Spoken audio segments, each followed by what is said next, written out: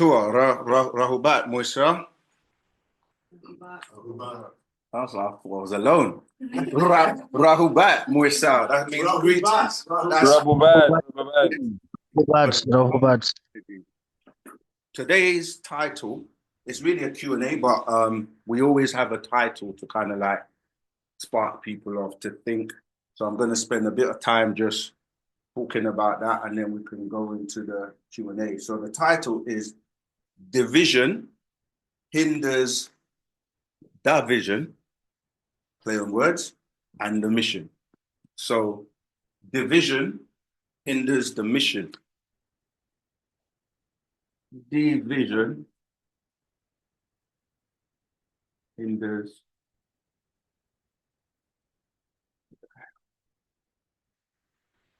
the vision and the mission. All right, so division hinders the vision and the mission.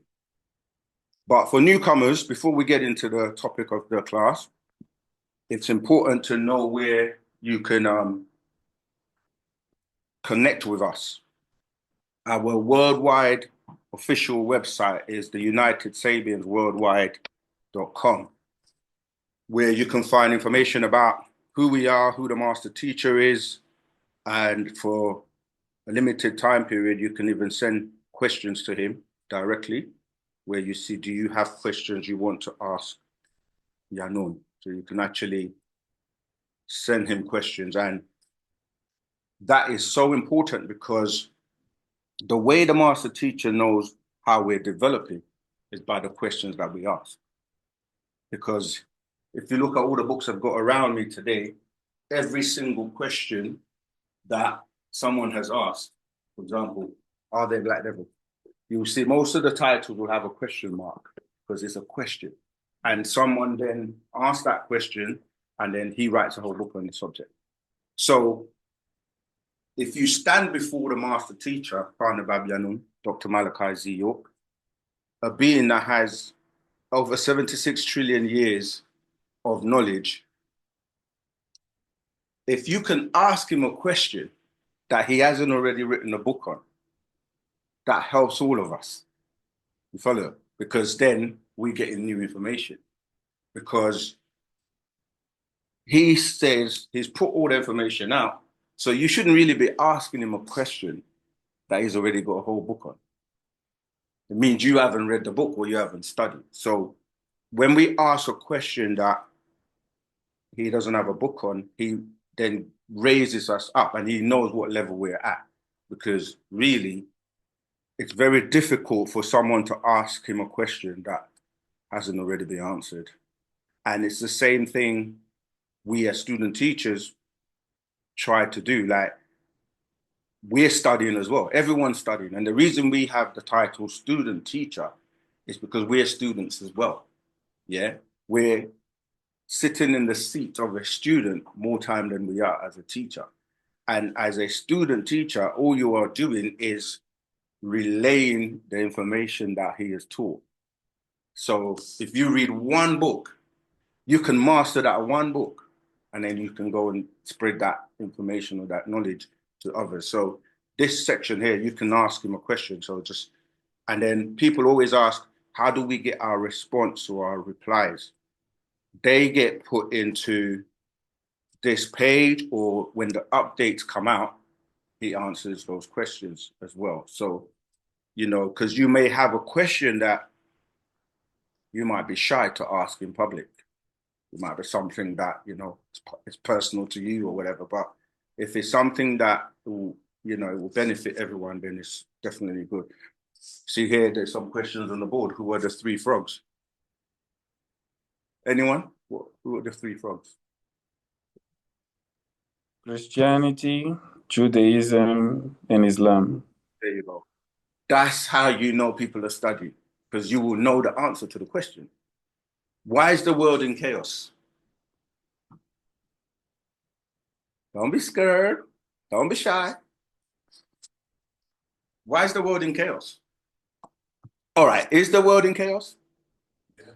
Yes, we agree the world is in chaos. Well, why is it in chaos? It's in chaos because the ether six are ruling the world. Right. It's in chaos because of six ether forces, six ether mindset, six ether mentality, and that causes wars, causes all sorts of things. And that's why we're going to be talking about division, because division is what six ether does. That's what religions do. When I was playing that, what I played at the beginning of class was a recording that the master teacher put out. I think it was like in the 90s, that was called People of the Sun. And the People of the Sun, he was explaining where we are now, talking about the end of the devil's rule of 6,000 years, which ended in the year 2000 AD. But back then in the 90s, he was preparing us to say, this is what's going to happen. And you heard him talking about they're building tunnels. That time, you know, the Euro tunnel was being built. You know, the one that connects everything from France. You can go in the Euro. What's it called? Eurolink. Is it Eurolink? No, Eurotunnel. Yeah. And he was talking about the sun coming and how, you know, people that can't live under the sun are going to start to find ways of staying away from the sun by building these big malls and all the cinemas and everything on the ground. And people just take it for granted. But when you see these big, like, what's the one in Shepherd, Westfields, and these types of big super, you know, everything is indoors and they can control the temperature with, you know, what do they call them? Air conditions, yeah, thank you. But anyway, so for newcomers, go on the UnitedSabiansWorldwide.com, because from there, on the contact us page, you can access all the locations, like the bookstores near you, where you can actually go to, like we're here today. Most people go to their local jurisdiction because we get updates and things that only get shared when you go to these stores and go to the temples. We've got 3 new updates, which we'll be sharing at some point. What's the point of an update?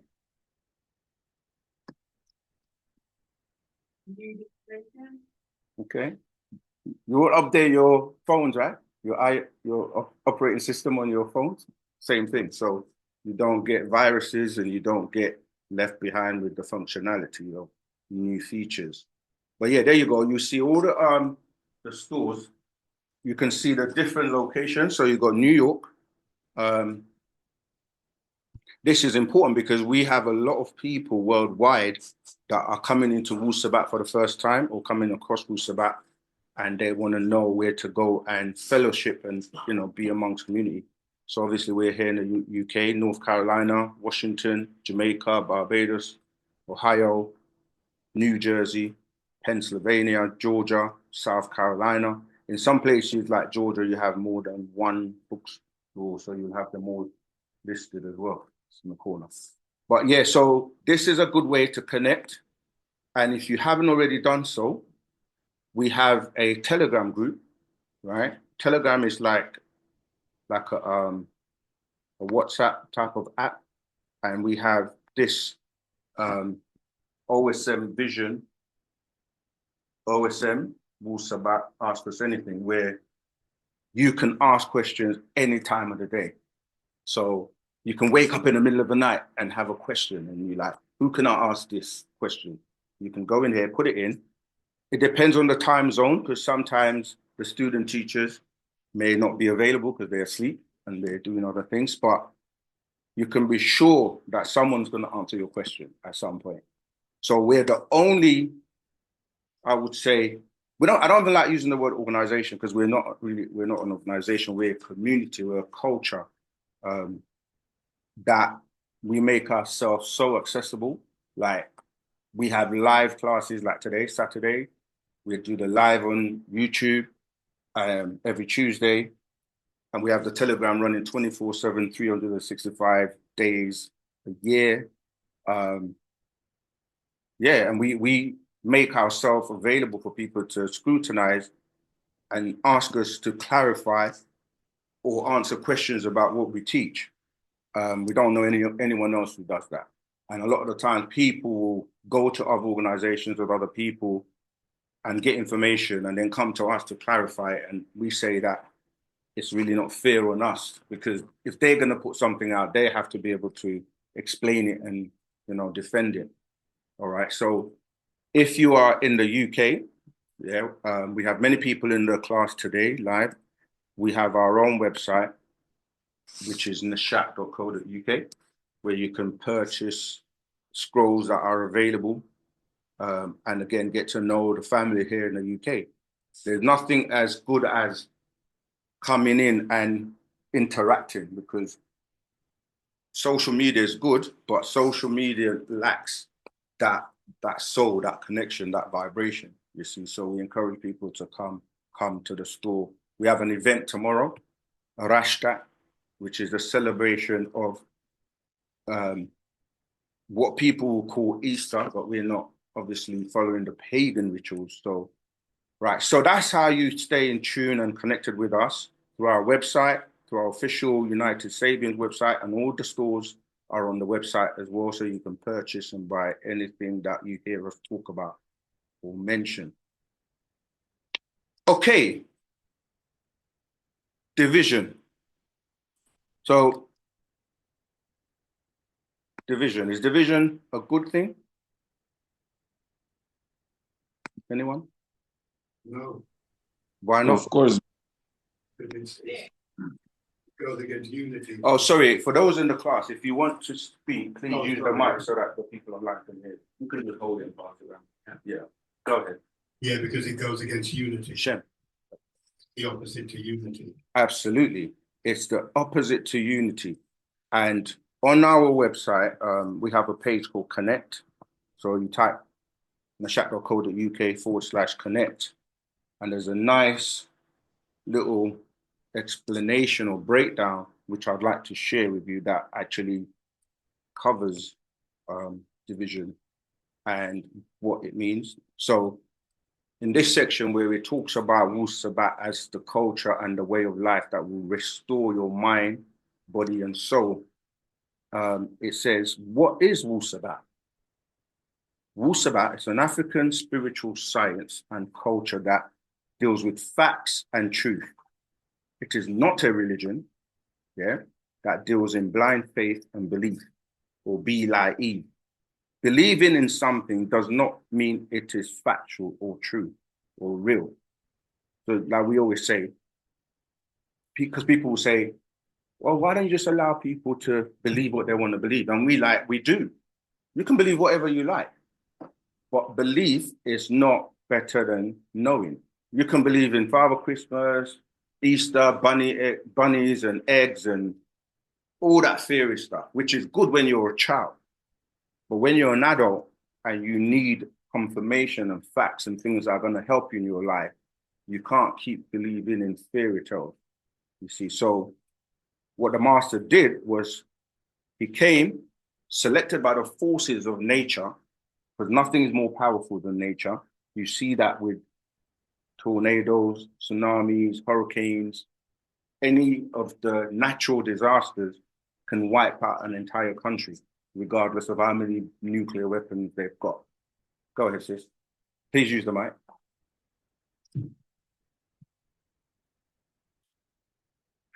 Would Dr. York be a manifestation of one of the 99 beings represented by that science thing? Oh, like the elements. Yeah, the 99 elements. Yeah, that's why when we say natural nature, these are the beings that actually created what you call nature. So would he be a physical manifestation of one of the 99, or? No, okay, there is a master secret that is called Series 3 that goes into who he is and who he is not. Because what you have to remember, there are 9 levels, right, of what we call ether, right? Everyone here has multidimensional beings, which are on the lowest 4. So the lowest one is the physical world, the realm of what we call matter or the physical world. above that is the spiritual realm. And above that is what you would call the soul realm. This is where people who have a soul can go to that dimension and they see all these like colorful lights and, you know, they have an experience in that dimension. Above that, you have the mental, the mental being. So you're a mental being, you're a spiritual being, you're a multi-dimensional being, you're an etheric being. So when you say Dr. York would be those beings that we refer to as the overseers, yeah? We call them in our language the Natharu. So we say Pa Natharu. The Pa Natharu are the beings that are outside what we call people, places, and things. Yeah, and they can slow. Some of them don't want to come here because to come here they have to slow down their vibration. They have to come down in levels to where we can relate to them. So Panabab is a being that is connected to all the levels, because when you are on a higher level, you are already able to access the lower level. You see, so we are trying to get back to the state of being those supreme beings where we call them Etherians, where you're pure energy being. You see, so even though you are connected to it at the moment, you've got to master the lower ones first, and to master the lower ones, you have to master the physical first, and then the next one, which is the spiritual, and then the next one, which is dealing with what we're calling the soul, and the next one dealing with the mental. So when you read the scrolls that he's put out, such as this one here called the Sacred Wisdom of Tahuti, right? This scroll deals with what we just spoke about, like the mental. You know, there are many, many aspects of what, and for those who don't know who Tahuti is the most prolific writer of all time. He wrote most of the information on the planet. And Parnabab Yanun, Dr. Malachi York, is that reincarnation of this day and time. He's the same being, but it's just that over different time periods, different cultures and different stages, he was there, and then he keeps reincarnating. So I can, if you want, you can go into reading a bit about, in fact, let me just do that since you've asked a question. So in this introduction of the Sacred Wisdom of the Grand Hierophant Tahuti, he says, I, the Supreme Grand Hierophant of the ancient Egyptian order, take great pleasure in presenting this corrected document of a most misunderstood and underappreciated doctrine. It was presented as the Kabbalion, when in fact it was a very poor interpretation by the Hyksos, right? The Hyksos are the Canaanites, of what they wished the great grand Hierophant Tahuti's, they call him thoughts, works for the world were about. And the onlookers were misinformed in order to sway the true seeker from the right path to the blinding light of European belief systems, and the secret doctrines were all but lost. However, this scroll work is based upon a resurrection of the world-old teachings of the Egyptian Grand Hierophant, known by many names. Tahuti presented to you in this day and time via an incarnation, right? A wish on the part of the original to have this record set straight, sent it and signified it through myself, as Parnabab Yanun. I have been known by many names: Amanubira Akbata, Isa Al-Hadi, Al-Mahdi, Al-Mukhlas, Al-Mujadid, Ila Mutajasida, Al-Khut, Melchizedek, Al-Qadir, Murdoch, Chief Black Eagle, Malachi. Finally, back to Amun Nebu Re Akhtar. In all of the depictions and drawings of Tahuti on the walls of tombs and monuments in Tamaray, Egypt, you see Tahuti drawn with a green hue, which is what the Muslims refer to as Al-Qadir. Again, stemming from ancient Egypt, they are all the same with different names and different cultures. I am who I am. Originally named Zahuti or Zahuti by Pa Tamarayat, the Egyptians, Tahuti Thoth, was given his better known name by the Greeks. They linked him with their own god of Theos, deity, supreme being, Hermes, Greek. He becomes the son of Zeus, and Maya in Zeus was the son of Cronus and Rhea.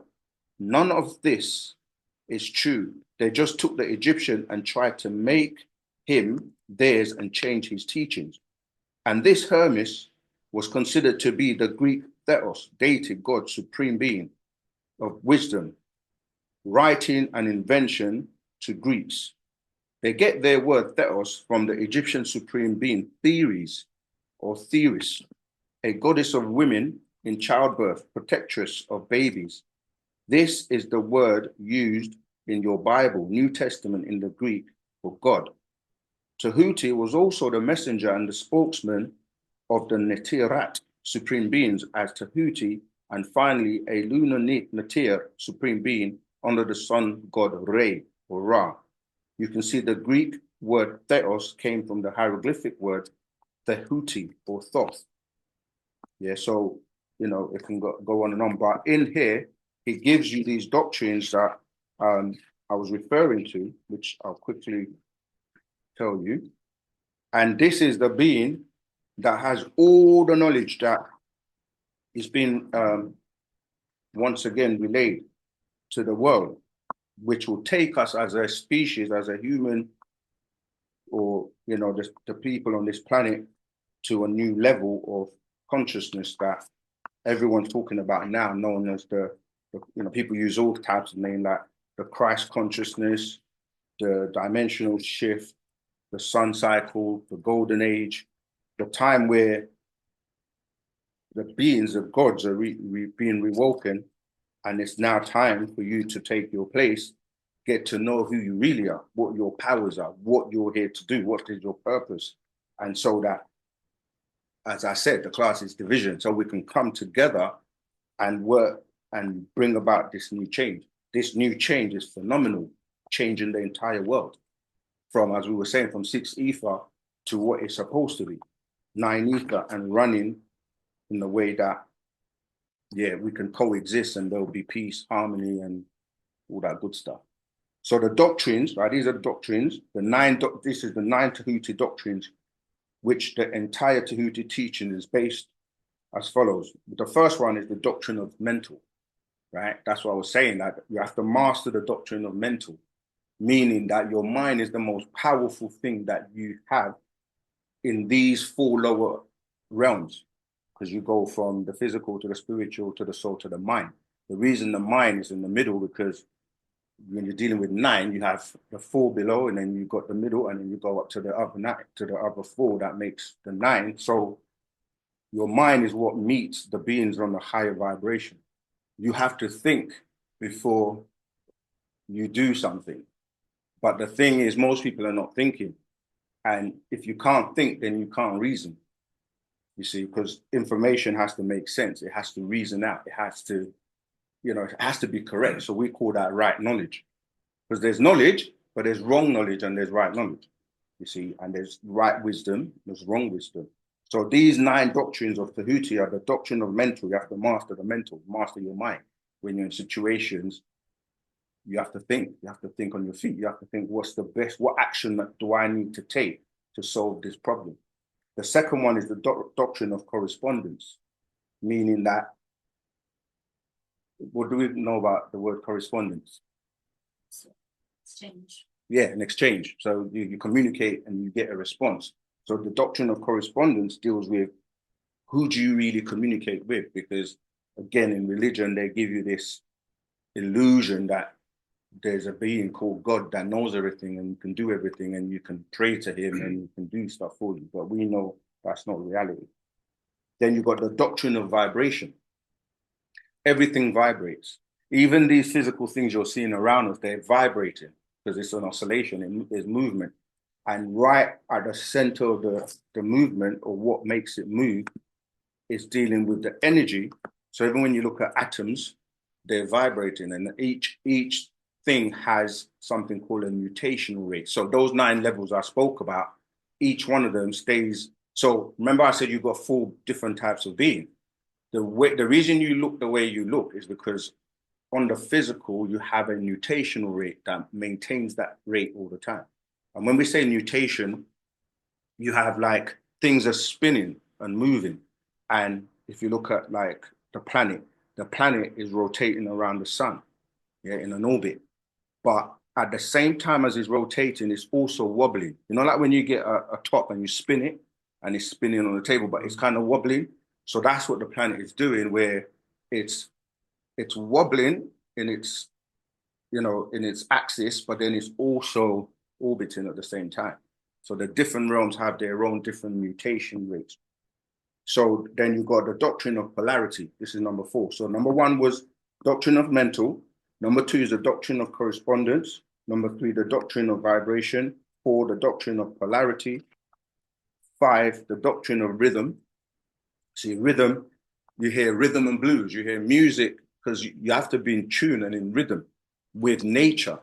And if you're not in tune if you're not in tune with nature, you're out of whack, you're out of sync.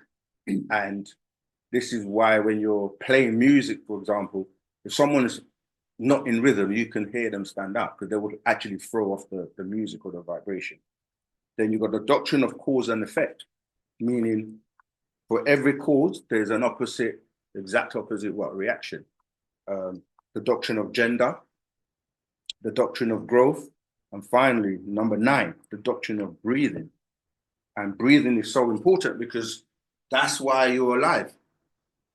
Because if you stop breathing, you cease to exist here, right? So, yeah, so that's that. Now let's get back to what I was going to finish off this thing about division, and then we'll go back into the topic. So what the master did to give us all this amount of information that he has, he termed it, I'm going to take you on a long walk on a short path, because he knew that this new sun cycle was going to come in fully in the year 2000. So he was allotted a specific amount of time to get the job done. And that's from 1970 to 2030. And the first half hour is referred to by the date 1970 to the year 2000. That's 30 years. And in that time, he stood before us and the world to say, ask me anything. And most people just ask questions on religion. And to be honest, in this day and time, people are still asking questions about religion, because religion is one of those tools that was used to divide everyone and confuse everyone to the point where people have mental issues, literally, and they don't know that it's religion, because religion has you thinking that someone is going to come and save you. So you just sit around and do nothing, and you're idle. I mean, IDLE, and not IDOL, even though they're both the same. But you're idol worshipping, or you're just idle, not doing anything, not preparing yourself, not developing yourself. So he said that I'm going to teach you so much information. So the long walk is the amount of information that we have to digest. You can see all these books here. These are just a few. There's over 1,000 books that he has written on every subject. And then the short walk is the amount of time we had. So from the year 2000 to 2030, which is what we're in right now, is the second half hour. And we've almost used up all of that, because we're now in 2025 with only 5 years left. And there's so much work that we need to do to bring people together. That's why today's topic is about division, because that's what's holding us back as a people. And he says, what is going to free him is our unity, our love and our unity. And so let me just finish reading this. So it says, a long walk on a short path, a trip through many schools of religion, exposing the deceptions and replacing them with the correct translations from the original sources in Africa and African spirituality. And for more information about our original ancient African culture as Sabians, also known as Nawapians, practiced by our ancestors prior to being divided and negatively influenced by others. So for facts which you can prove, rather than belief which you cannot prove, truth is unity. That's the real point. Truth is unity. Falsehood is division. right? Because when you're given wrong information to set you astray, that's division. So yeah, so that's what the topic is about today. The part of that division, I've actually already done a video on division, but we want to talk about that. Like, as I said there, division hinders the vision. What is the vision? What is our vision? I mean, anyone who's been around this, I want to hear especially from people that have been around for a long time. What is the vision? Go ahead. Please use the mic. Yeah, we want to know, because everyone is getting into the knowledge, but what is our vision? What's the vision? Before you say it, yeah, when you go to companies, they always talk about vision, statement, mission, isn't it? So we've got a vision and we have a mission. So what's our vision? Break the spell. Okay. Oh no, that would be the mission. Vision, I suppose it would be to see 9 evil beings back into their consciousness, into their African spirituality. Okay. I'm not saying there's a right or wrong answer. I just want to know, what is the vision? Anyone else online, Clubhouse, Zoom? What is our vision? What is the vision? It's important to know. Is it unity? Yeah, definitely. Maybe global unity? Yeah. The vision would be to break the spell of ignorance. Okay. All right answers. No one's wrong. Go ahead, bro. You can use the microphone. When we say vision, go on. To end human suffering. That's interesting, man. To end human suffering. I don't think, because the word suffering is subjective. Did you get what I mean? Like, you might call something suffering, but to someone else, they actually love that. Like, for example, you might be doing press-ups and you're like, oh, but there's someone else who just loves to do press-ups and they don't see that as suffering. But yeah, okay. Anyone else online? To restore the natural order. Sorry, who was that? To restore the natural order. Yes, to restore the natural order. Right. Vision relates to eyes, right? Your vision, what you can see. So what do you see? What do you see, like, for us? What do we see? Because we have a mind's eye, we have our mind's eye, we have the physical eyes, we have what we call, a lot of people are into the third eye.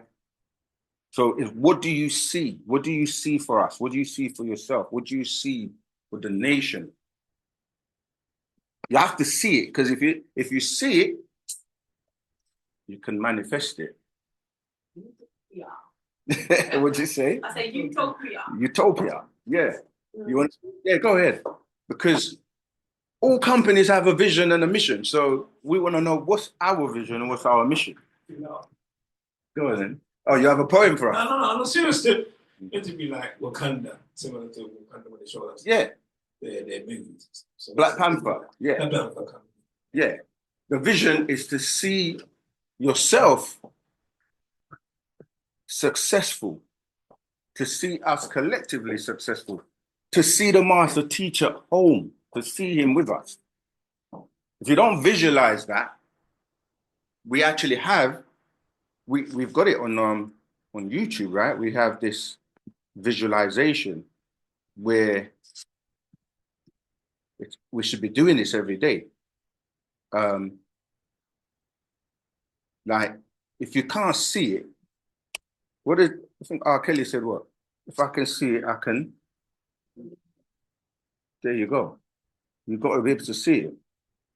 If you can't see it, you can't achieve it. All right, what's our mission then? Be proud of, say it loud and proud, to save souls. Yeah. To save souls and to restore order. Someone said that was a really good one. So when you look at order, order is not chaos. And when you start to look at what's going on, it doesn't matter who you are right now on this planet. Wu-Sabat is the way.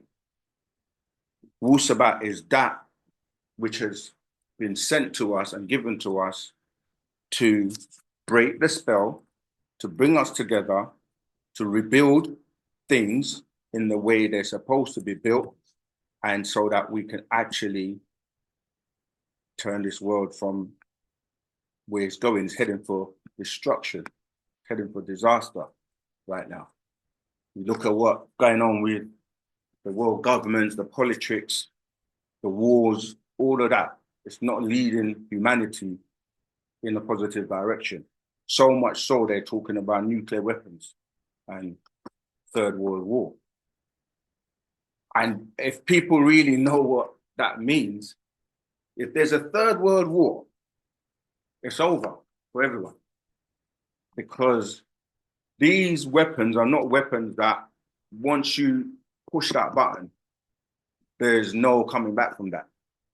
So obviously, that's not something that we want, and that's not what higher beings, extraterrestrial beings want.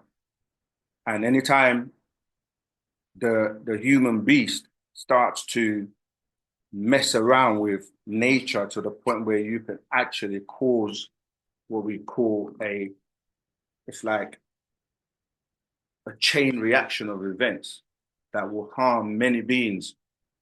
There are many beings on this planet that live in the deep waters, that live in the skies, that live on the land as well, that it's their home and it's been their home for millions of years. So they have a stake in it.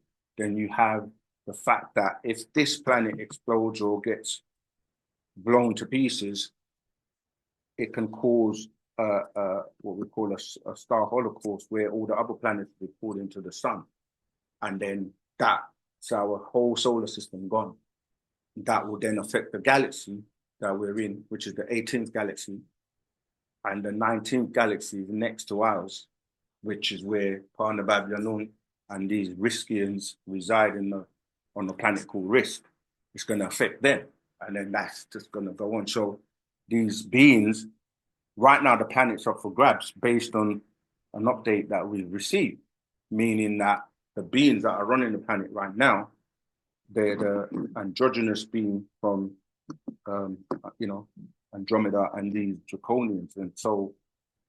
And that's due to the fact that if we don't unite, because our unification is not just about, you have to look at it from a scientific, from an energetic point of view, because when we come together, we create energy and we can transform and change the environment, you see. So we have to reach people in the world who are wanting to break away from this simulation, this matrix, this trap, this three-dimensional world that has got you just trapped in a rut, really.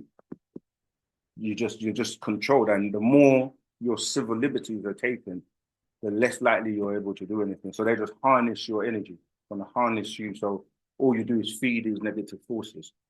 All right. So our mission, number one, to come together, to unite, no matter who you are. If you're about world peace, if you're about the change and coming together in love and unity, we can put our collective effort to free the master teacher.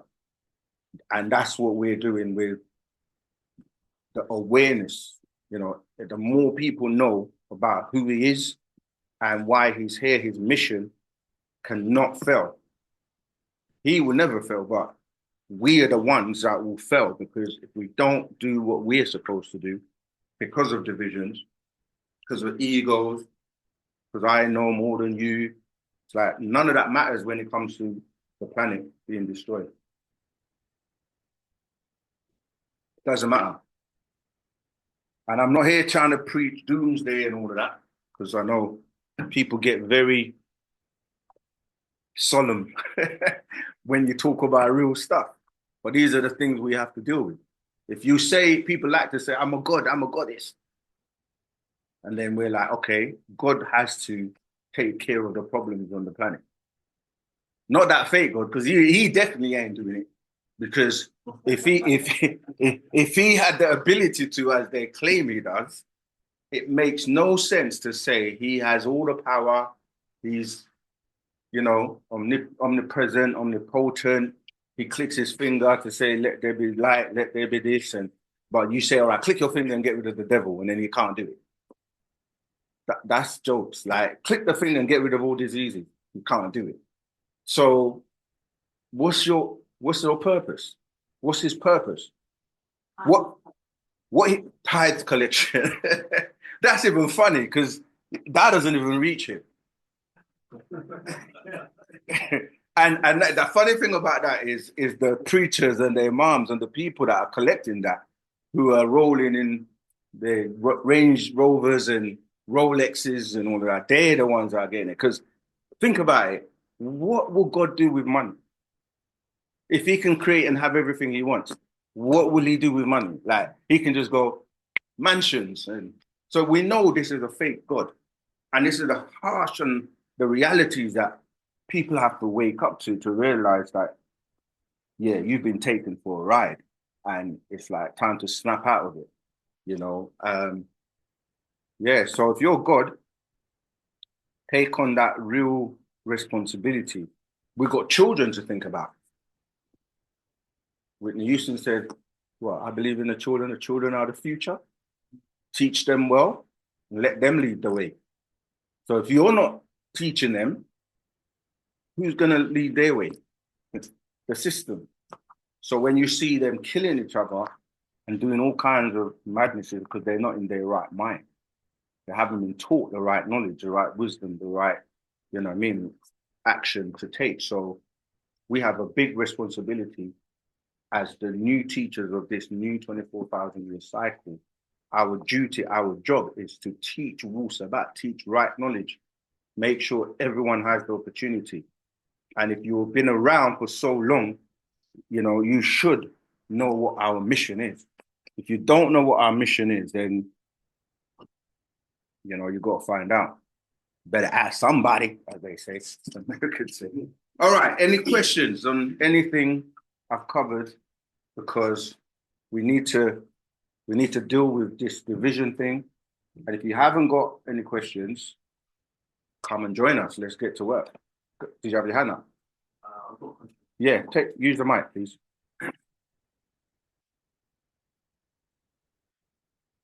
So I want to ask, for those who are going through Kundalini awakening, how can they speed up the process or help the process?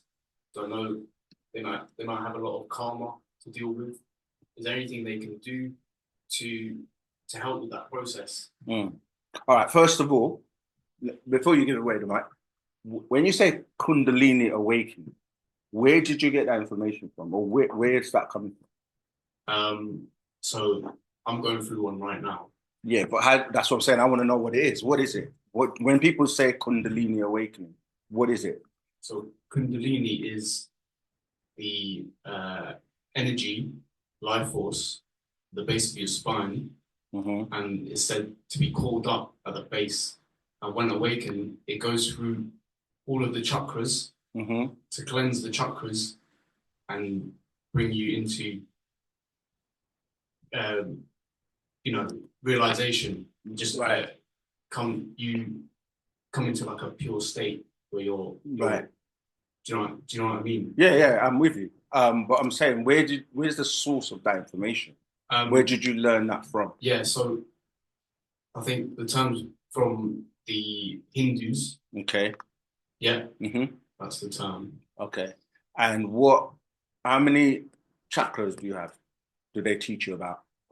Well, the main ones are the 7 chakras. You said the main ones. Yeah. Are there more? Yeah, there are. Can you expound? Well, the main ones are, along the base of your spine. Right. But they're all around your body. Okay. Yeah, it was interesting. Thank you for your contribution. The thing is, when people are learning and getting in tune or back into what we're calling their spirituality, a lot of the times they will learn And that's why I pressed you to get to that point where they will end up with Eastern, as in Eastern religions or ways of life, like you were saying, like the Hindus. The Hindus are really able to only take you to a certain point because they used to worship us, right, as the original gods and goddesses, right? We didn't worship anyone. We have 9 chakras, so they don't know about the other 2 because we're 9 ether beings. And so they can only take you to the 7, and maybe some of them talk about 8. But that knowledge, that information is what I was saying that comes by way of the being known as Tahuti, right? So to answer your question, how can you improve it? This is what Wu-Sabat is. By reading the books and the scrolls that we have, authored by Kwana Babianon, Dr. Malachi Z. York, it will address and deal with every single aspect of your spiritual development. So, you know, we have so many titles, and that's where we say practice Wu-Sabat. The Patriarchal, or these scrolls here that you see here, they go into every aspect of our way of life, yeah? So you're new here, this is your first time, so the first thing I will say to you is start to read the scrolls, and then ask questions about anything you want to know, and we will help you get there. But there's so many books that cover what you're talking about, because Kwana Babianon is a 720-degree being, meaning that he has mastered. When you see us wearing these crowns, it's because what we are doing is mastering the 2. Remember I mentioned about the physical world and the spiritual world? What you're seeing is this is equals to 360 degrees of physical information, and this is also equal to another 360 degrees of what people term spiritual information, which gives you the 720 degrees, which we're learning to, and you add that up, you get 9. 7 plus 2, 9 ether, 9 chakras, 9 mind, 9 reasoning. Everything for us is going to the highest number, 9. Why do we say 9 is the highest number? Because once you get to 9, all the other numbers are just compound numbers. You're just adding 1, and then you get to a point where you're going to say 9 to the 9th power of 9. They say it's infinity, meaning you can't get any higher than that. And then when you look at the infinity symbol, sorry for those can't see on 9, it looks like an 8, right? But it's really 2 circles. Yeah, but what they're calling infinity is basically saying we don't know what else is there. So we know that to be ether, because even when you look at time, matter, and space, these work together. They can't escape each other, yeah? But time, matter, and space is within ether, and there are levels of ether going back to what we call Pa'ut, or the all expanding. So yeah, as a being, you have a lot to learn, to master the physical and the other realms. Yeah, does that help? Go ahead, sis. Let me see if people on the back. Yeah, go ahead. To me if I'm wrong, but just to add on to what the brother was saying, it's not necessarily a question. Okay. I just wanted to share with you that how do I put it without sounding like an evil person? Like an evil person? Yeah, like we're just trying to spread hatred. Just say it. Basically, there is so many schools of thought, so many religions. When you dig deep into them, do you know what they're hiding? Black gods. When you say the Hindus used to worship us, they don't used to, they still do. Okay, yeah, I'm just saying. They don't teach it. Absolutely. Who is it that his name translates as black even? With one of the Hindu gods, yes. One of the popular ones. There's Kali, and then there's another one, Vishnu, Shiva. When you translate their names. Oh yeah, we know this. I mean, it's like sometimes when I want to get into spiritual things, like when I want to practice my own African spirituality, I find that let's say for example, they would be conscious. I've got quite a few, shockingly, I've got quite a few, well, it's not shocking, I suppose. We are in the age of what's it called? Awakening, you know, people coming into knowledge and stuff like that. And I've got a very conscious, I've got conscious Chinese friends, I've got conscious Indian friends, and I've got conscious, you know, Caucasian friends. And it was even not long ago, my Chinese conscious friend called me up because she was so excited because she was learning about the Black history of China. You know, and I laughed because I said to her, "Oh, I learned that when I was 19." And she said, "Why didn't you tell me?" She said, because of racism, a lot of your people would be absolutely, no one's trying to hear that. So sometimes you have to be conscious of what you're going into, because if you step into, there's also such a thing as energy draining, you know. Some beings drain your energy. Just like here in real life, you meet that person who's, every time you see them, it's always about, oh, I'm going through this, going through that. Not that you're not an understanding friend and you don't want to listen to them and help them, but you can't be using me to dump your negativity all the time. You will separate yourself from somebody who's constantly depressed, constantly unhappy. Not that you don't feel it yourself, but you cannot be like that all the time and wanting to share it with me. So my point is, sometimes you step it, like me personally, I believe that if I'm surrounded by, let's say what I call, they claim to be like conscious Caucasian. I'm trying to see, did you have a question or? No, I just wanted to add on to what he said, like the reason, like when you ask him where's his source of information, you have to be aware that a lot of doctrines we're dealing with in this divisive world that we live in are hiding the origin, which is, when you look into them, they're just hiding African gods, basically. So you have to be kind of looking deeper into it and see how trustworthy is the source. I mean, yeah, the truth is that the truth will come out, but yeah, we have to keep it to, it is a Q&A, because if everyone starts to give their, because you said something which just brought me back to the title of today's class. You said, when I practice my African spirituality, and the I-ness is where we're trying to kind of like deal with, because even though we can do things individually, it's about the collective that's going to really make the difference. So just saying, we have to come together and work together and do some things that help us progress as a collective, because that as good as you can be doing what you do by yourself individually, it's not going to give us the power that we need collectively. This is why we have to do things together. Like, for example, you can chant at home by yourself and it's going to be powerful.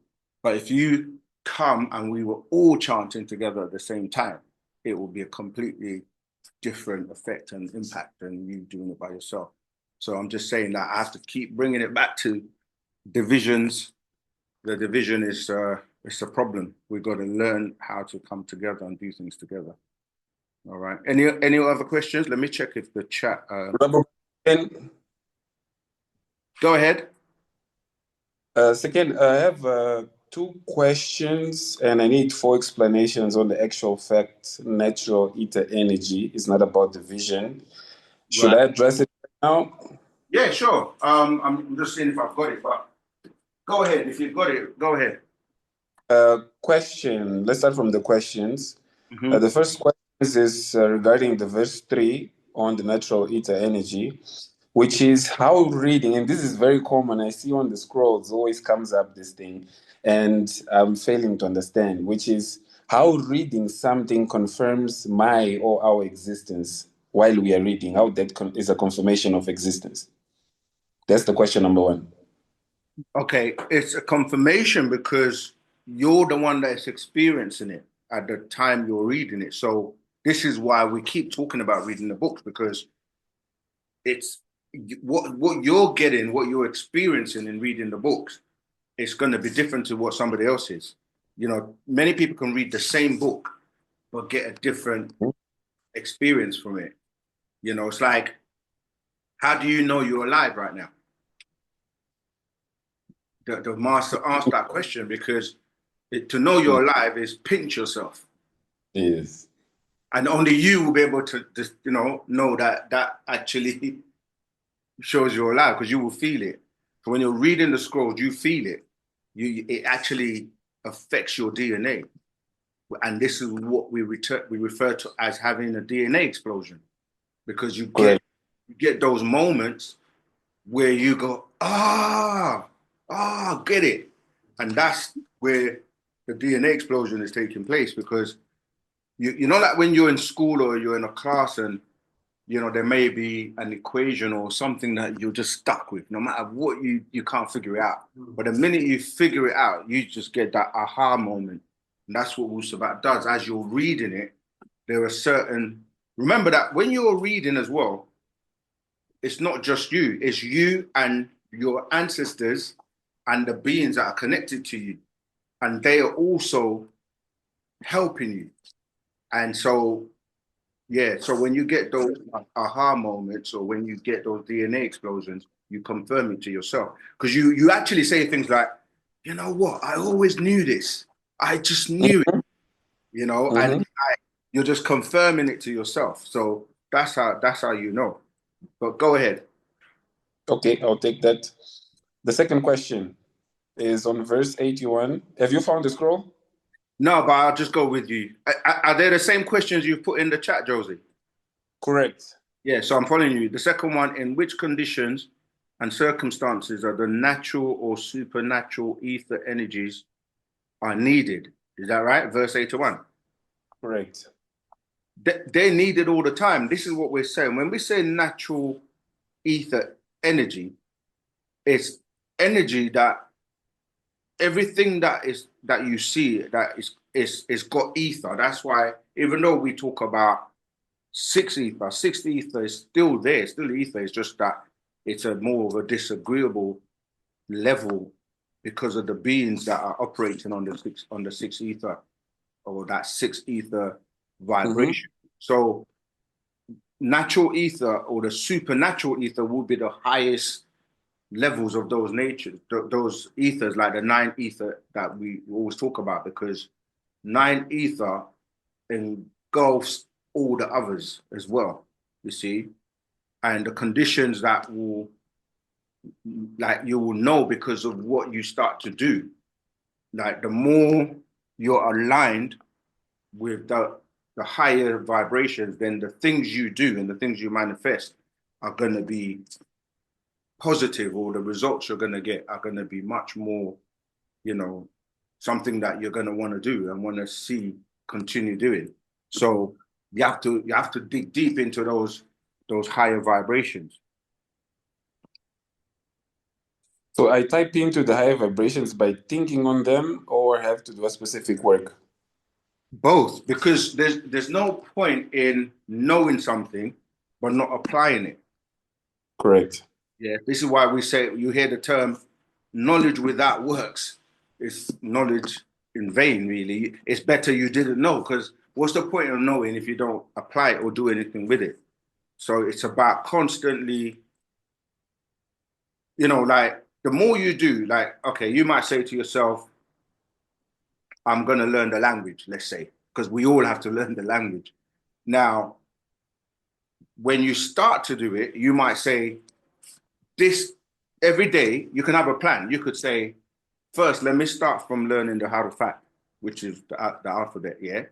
You might say, okay, when you first start, you don't know anything, right? So if you actually say to yourself, I want to learn one letter a day, just one letter, then you say, okay, and you do it. You actually go Monday, Tuesday, Wednesday, Thursday, Friday, Saturday, Sunday. That's 7 days. And you actually apply yourself and go, the first day I'm going to learn the first one. That's all you have to do, just one letter. The next day you do the next one. By the end of the first week, you would have learned 7. And then you do that for the next week and the next week. So by the end of the month, you would have committed and known, you should have known or know the harufat. Yeah? But there will be people that won't have that type of discipline to say, I'm going to learn one letter a day. And 2 years down the line, 3 years, they still don't know the alphabet. And that's just like the building blocks of, then you put those letters together to form words. And then the words are going to form sentences. And then the sentences are going to form paragraphs. Paragraphs form chapters. And the chapter can be many chapters, and you've now got a whole book. But it's the discipline, and the more you're doing it, the more you see how it starts to work for you. So when you meet people, when you greet them, you're going to use the words Rahubat. Some people are like scared or shy to say Rahubat. But again, you can do the same thing. I'm going to learn one word every day. And then you say, I'm going to try and replace the words that I use constantly every day. Like, you know, how you doing? You just replace that. And before you know it, what I'm basically saying, that you know by the progress that you're making, you know, you can be like, okay, I'm going to read all the Patriarchal. The Holy Tablets, this book here, it's been out since 1996. So from 1996 to now, for those who have it, I know people that got this in 1996 and they still haven't read it completely. So it's really down to you. Like, and most of the information that people ask about religions and all, because this is the end and the expiration of all religions. That's why this was put out, to basically say to you, look, we're moving to the new hereafter doctrine. This completes all religions, and even this itself has expired now. So I'm saying everyone has the same amount of hours in a day, and it's all about your discipline and your application and your progress. There are people I'm looking at in this Zoom that have been on Zoom for, I would say, for at least the last 3-4 years, that we've never seen come to any events, never come physically to, you know, so it's all down to everyone to actually put Wu-Sabat into use. Go ahead. All right, thank you again. Now we can move to the explanations. The next one is verse 22 and 23, which says, natural ether energies of brain are divine. Have we got in that? Material or Sorry, physical. Can you say that again, please? I'll repeat, 22. Yeah. Natural ether energies of brain are divine in material or physical. So when the sciences of knowing the rules of power and abilities of opposites synchronize, correspond, and intercourse, marvelous and wonderful activities called magic, prodigy, creation, miracles are consequence and results may be seen or semi-seen or unseen, and my brain melted. Yeah. Okay. What did you want? You want to know what he's saying? Yeah, especially on, yes, I want to understand what actually means by this marvelous, wonderful activities, this intercourse, what actually means practically that brings up these consequences, results, the seen, semi-seen, and unseen. Yeah. So yeah, what Panabab Yanun is explaining is that the way that, you know, how life comes about in terms of what he mentions the word intercourse, it's to do with how your brain newts, right? Because the way you think, it's by way of your, what they call a brain suit heating up. And that's to do with how electricity is being channeled around, like in your brain. So you have your synapses and the what do you call them? The ones that communicate from neurons. That's it. neurons. Yeah, neurons are fired up, and those neurons are transmitted, right, between these synapses, and that's what he's saying. That, like, for example, I don't have the scroll in front of me, but he's saying that the brain suit, if it doesn't heat up, as in the Europeans or the six ether beings, they're not able to have that interaction where this is where we were talking about like the pineal gland and the pituitary gland, where these effects are taking place by way of the brain communicating by way of the messages or the neurons being fired up and sent between one and the other.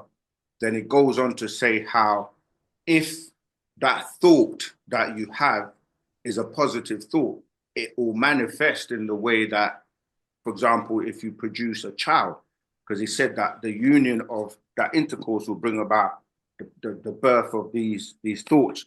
The same way two people coming together, a male and a female, they exchange bodily fluids, and when that, what they will call a climax takes place, that's that fire, that exchange, which can then also bring about a birth of a child.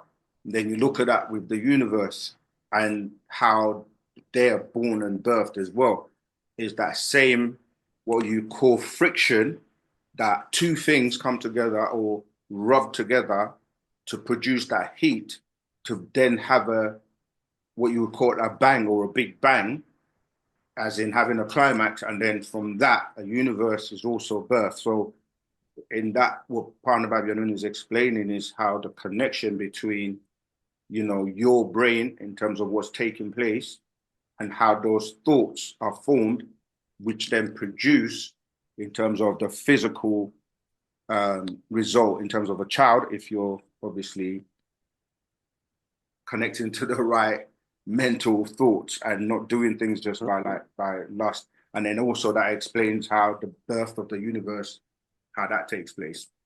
Does that help? If you read it again, if you read it again now with my explanation, you will see that it kind of ties in and makes it more clear. But go ahead. Yes, most definitely. I'll move to the next one, which is 40 to 43, and there is an image here, and you don't have to scroll. I don't know if we can handle this. We don't have it. Natural ether energy. Okay. Or is it physical ethers? What was the scroll? Is it natural ether energy?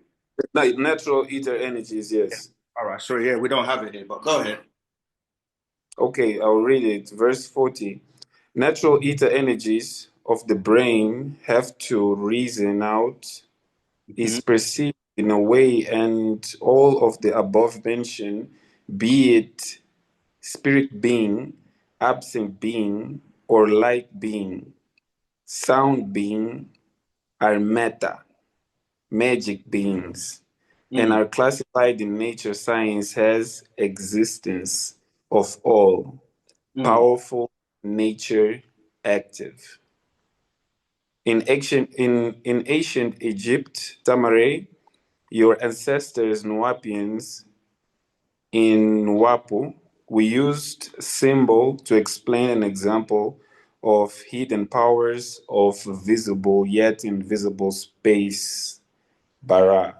Yeah, I mean, it kind of ties into what I said before, because like we're saying, the sun would be that representation of something that you see physically, as in the ball that you see, but it's really that heat between the hydrogen and the helium that's constantly converting. But then there's a counterpart to that sun, which is not seen, but it's as powerful. And if you went to you probably don't have that scroll, but the science of creation, where the master is explaining how, the sun or the circle that we see in the physical world, it's not the same as the one that is in the etheric world.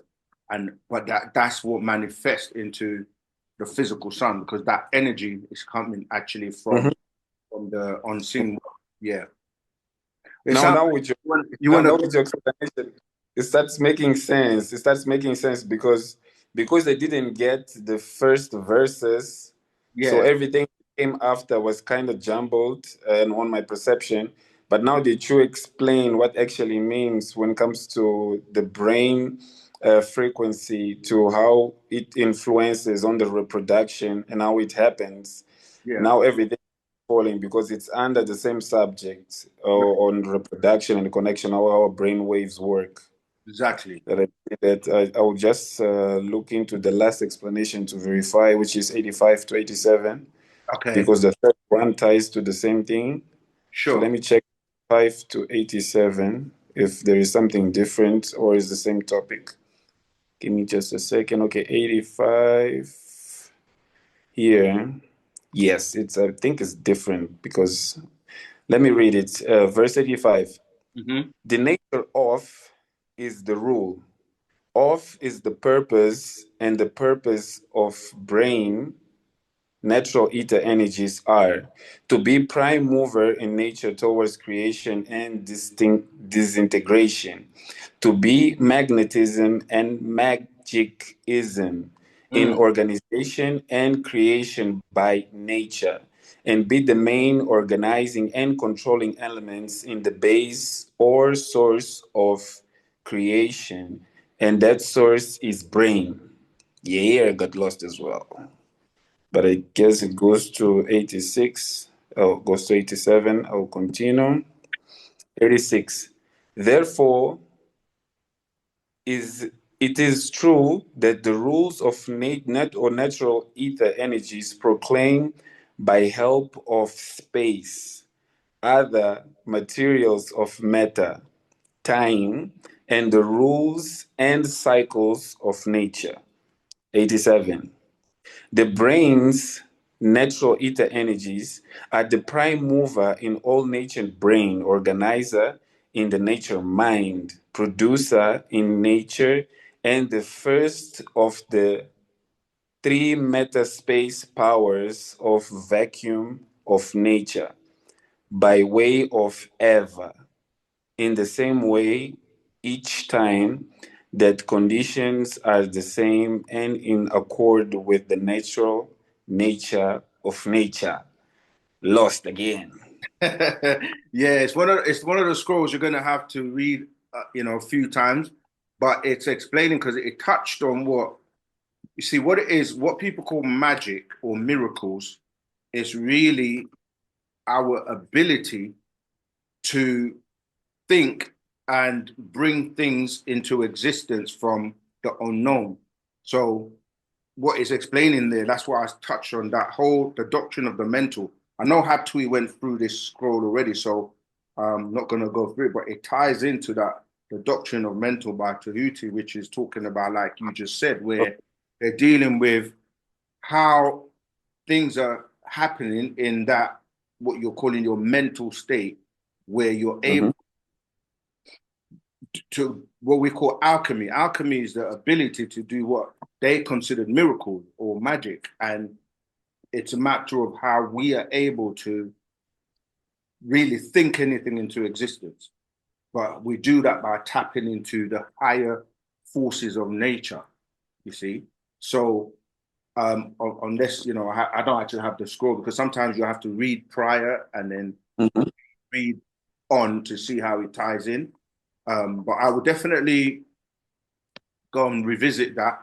And but yeah, read it again with what we have. I mean, we don't really have time because there's so many other people waiting to ask questions. Yes, great. An entire scroll. But I don't see anybody else with their hands up. That's why I've actually. That's enough. Okay. Yeah, go ahead, Mark. So, yeah, we have Ellie or Eli has been waiting for some time on stage. Okay. And then we have Sakantat. So Ellie, if you wanna Ellie or Eli, so Josie, if you wanna. Yeah, let me just round off with Josie. Let's take some other questions, and we've got a brother in the class after as well that wants to ask a question. All right. Go ahead with Ellie or Eli, if you would like to unmute and ask your question. I know it's been some time. I hope you're still there. Yeah, I can see them still on stage. Ellie? If not, we can move to Sakamta and then come back. Yeah, I was just trying to add on to the young man who was asking about the Kundalini. As we said, he needs to read, and a good book to read is the Breath Book.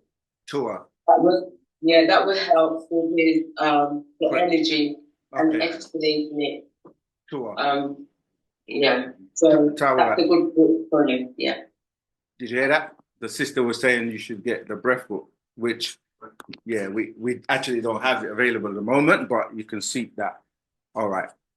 Did you have another question, or was that it? That was it for now. I'm listening. All right.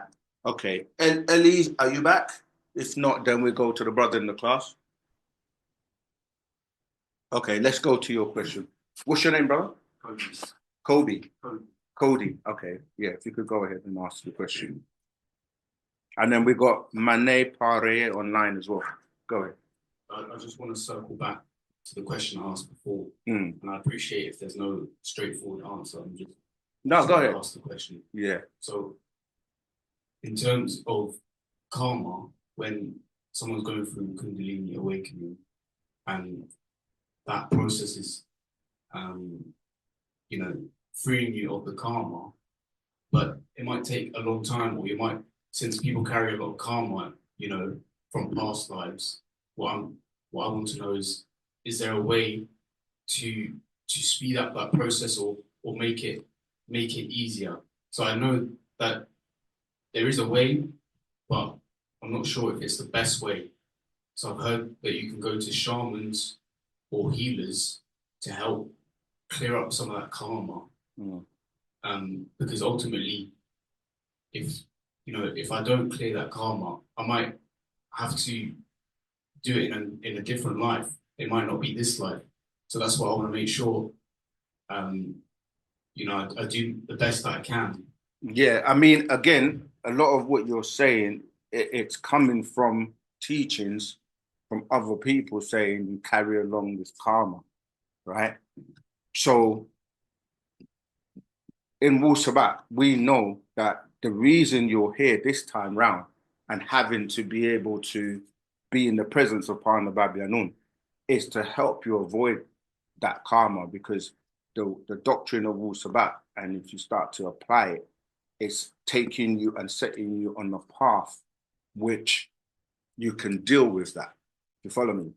And you have 24 to 24,000 times in terms of the number of chances you have to correct and fix these things so that you don't have to come back. Because when you say karma, a lot of people are talking about you coming back over and over and over again to relive things which you haven't been able to basically complete or elevate from. Because in the past, we didn't have to do that. We didn't have to keep coming back. We basically had a purpose, and we came here, fulfilled our purpose, and then we went back, and that was it. But so in terms of being here right now, this is the best time to ever be in, because this time is referred to as the now. Yeah, that's what I was saying before, that there's never going to be this time again with this opportunity with the master teacher here to help you to change that course that you're on, you see. So Wu-Sabat is that. And I know it's your first time in class, so a lot of it may be new to you, but once you start reading the scrolls and applying it, you will get those answers easily. Like, it will tell you literally what you do to change your... See, destiny is something that you arrive at. You see, people think like destiny is in the future. There is no future or past.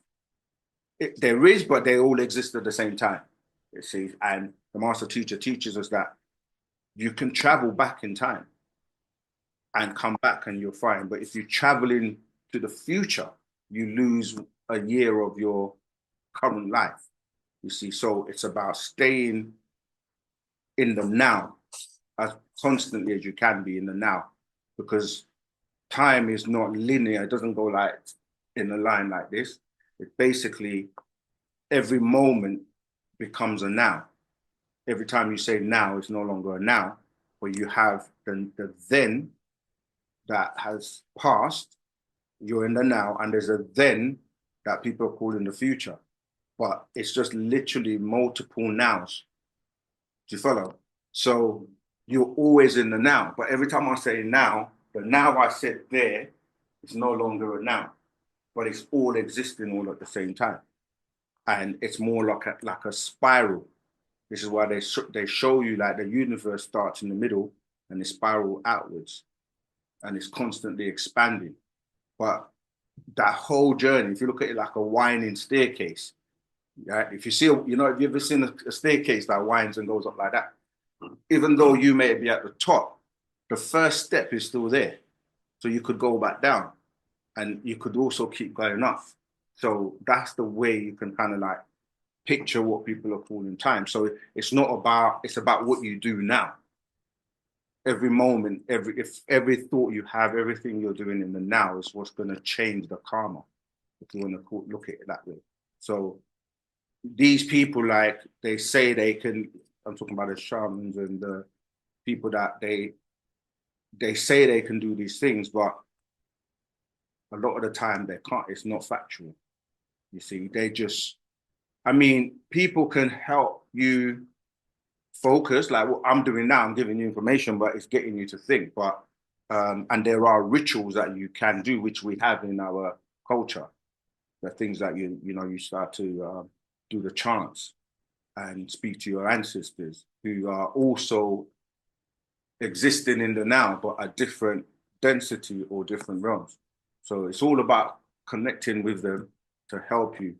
But there are certain things that no matter what you do, you can't, like, you have to come here to experience certain things. Like, that's why you're here. So sometimes people will see someone suffering, or what they may consider suffering or going through something, and they will say, oh, no, I feel bad for that person or whatever. But you don't know why they have to go through that. Because in a previous cycle, like, for example, the master teaches us that you see people that are, say, on the street and they're begging for money. In the previous cycle, they may have been rich, really rich, and had money and didn't help people in that position, and they didn't help, or they looked down on them, or they were, you know what I mean? So they've come back to experience that same situation themselves. You follow? So there are things you come back that you have to experience, and he said you have to experience pretty much everything so that you can then move on, because you have to burn out those desires on this road. Does that make sense? Yeah. I've got another question. Yeah, go ahead. And we've got someone waiting online. So just to add on to the question, I've seen pastors in churches preaching that they can heal the blind or heal people. Yes. Is that true, or is that something that we can all tap into? It is true, because it tells you in the Bible that these people are going to have powers, meaning that they have access to disagreeable six ether extraterrestrial beings that will utilize them to do some of these miracles, just so that they can convince you to believe in them, and then they will trap you, because they're really about stealing your soul. And some of these extraterrestrials can actually appear and take form, shapeshift, and so on, and appear in people's dreams.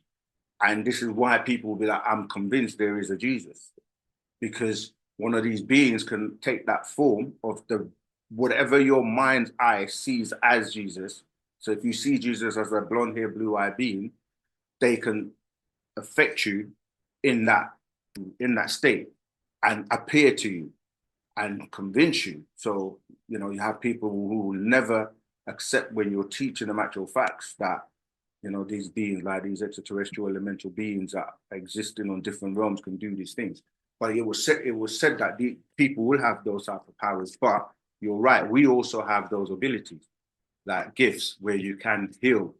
Most people who are healers, they're very warm all the time. They're very hot. They touch people. This is what we've been taught. Many people have many gifts. It's just about recognizing your gifts. But when you see people using it in a way that it's about making money and all of that, like you have people who would, they will be able to, like, they say they are, we call them like,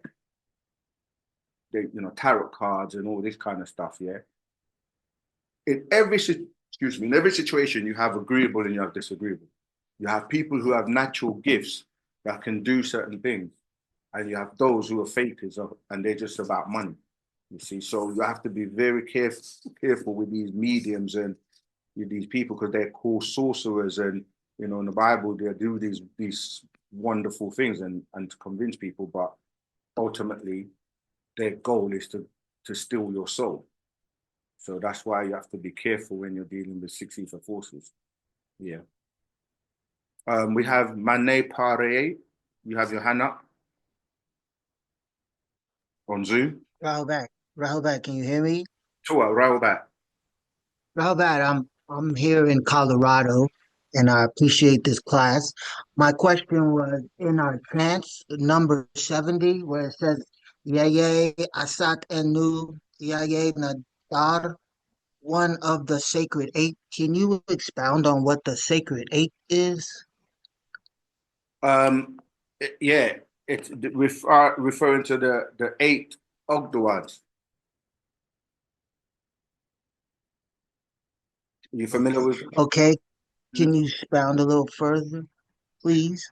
Yeah. So we're talking about the so when we evolved and came out of the waters as, you know, the original beings, Pataites, the eight Ogdoads would be those first beings that people refer to as Adam and Eve's, or the original Adam and Eve types, meaning that there were different beings that evolved in different cycles as experiments. Yeah. So with each evolution, you had two people who were the first, and then with different experiments, we're talking about cycles of sometimes millions of years of evolution. I'm trying to see if I can find a scroll. But yeah, so then from those we get to what you call the 9 innards. Okay, so these would be our ancestors too. So it's a matter of connecting with them. So we call on these beings in our chants. Obviously, Ptah being the most the one that we call God, because we say, you know, Baror in our chants at the beginning, where we say no God except Ptah. So when you so we're literally connecting and connecting with these beings all the way back to the Panatharu. So that's like calling on our ancestors, basically. Does that make sense? I'm trying to find if there's any. Not sure, because I don't understand why it's a sacred eight.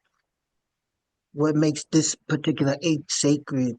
And is there because I've been trying to research before I asked the question. I've been searching the chats and searching everywhere. I don't know what scrolls to find in. And every time I chant, I keep coming across this part, and I'm like, what is this sacred eight? You know, I really want to understand instead of just doing something just to be doing it. I want to have a better understanding. Okay, do you have the scroll called the 9? The 9? The 9, yes. The 9, yes, I have that scroll. Okay, let me see. There's a let me see if I can find it. Where it talks about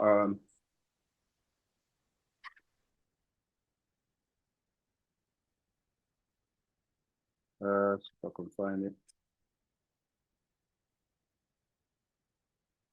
So which part are you having problem following in terms of what I just said? Because you don't. I guess I still don't understand with the sacred ape. What ape is sacred? What ape is this? And that's what I'm saying. Those pairs of, like, they're known as Nununet, He-He-Het, Ket-Kiket, Amun and Amunet, or Niu and Nuet. Those are the 8. I'm trying to see. 8 of those.